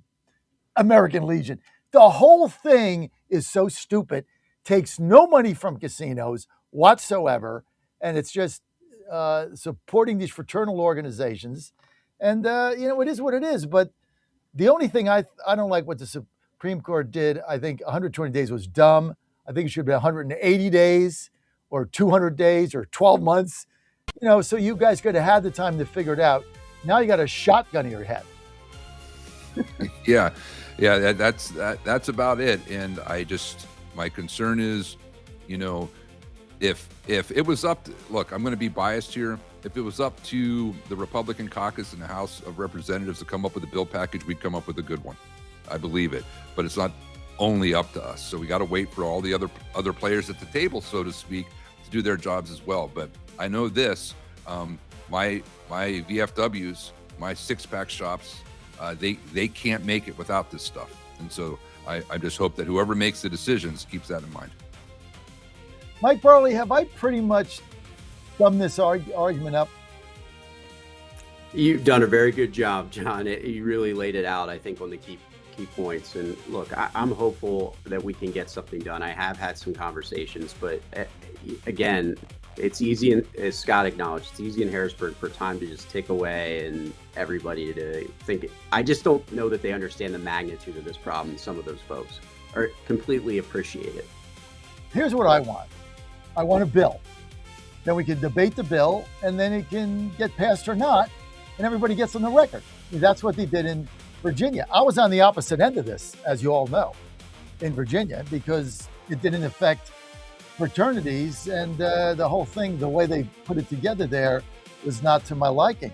But I think you got to get a bill, and then you got to vote on it. And then it goes to the governor, and then he's got to make a decision, like Glenn Youngkin did and Spanberger did. That's the way to do it, not to let the clock run out. That's the cowardly way. Am I right? I agree, John. And you have had these discussions and debates, and look, that's healthy. We should have the debate on this issue. We should get that out. We should have the debate, and we don't have to agree on every aspect of it, but it is a healthy debate. And as far as casinos are concerned, I was opposed to the casino in Northern Virginia. I had enough of that. I'm pro-casino, but enough. We had enough. I got plenty of casinos to go to. I don't need another one in Northern Virginia. Plus, I got MGM Grand. That's right. On the Metro. Guys, this show is so much fun. Thanks for being with us, the Pennsylvania Posse. One of these days, we'll get Dave McCormick on, hopefully before the state fairs end. He was supposed to come on today, but they got tied up. Thanks, guys, for being with us, Pennsylvania Posse. Thanks, John. For Mike Barley, GOP strategist in Pennsylvania, and Scott Barger. I'm sorry. Is it Barger or Barger? I always get that wrong. Either way, John. Either way. I'll go Barger. Scott Barger. District 80, Altoona, my neck of the woods. Thanks, Scott, for being with us.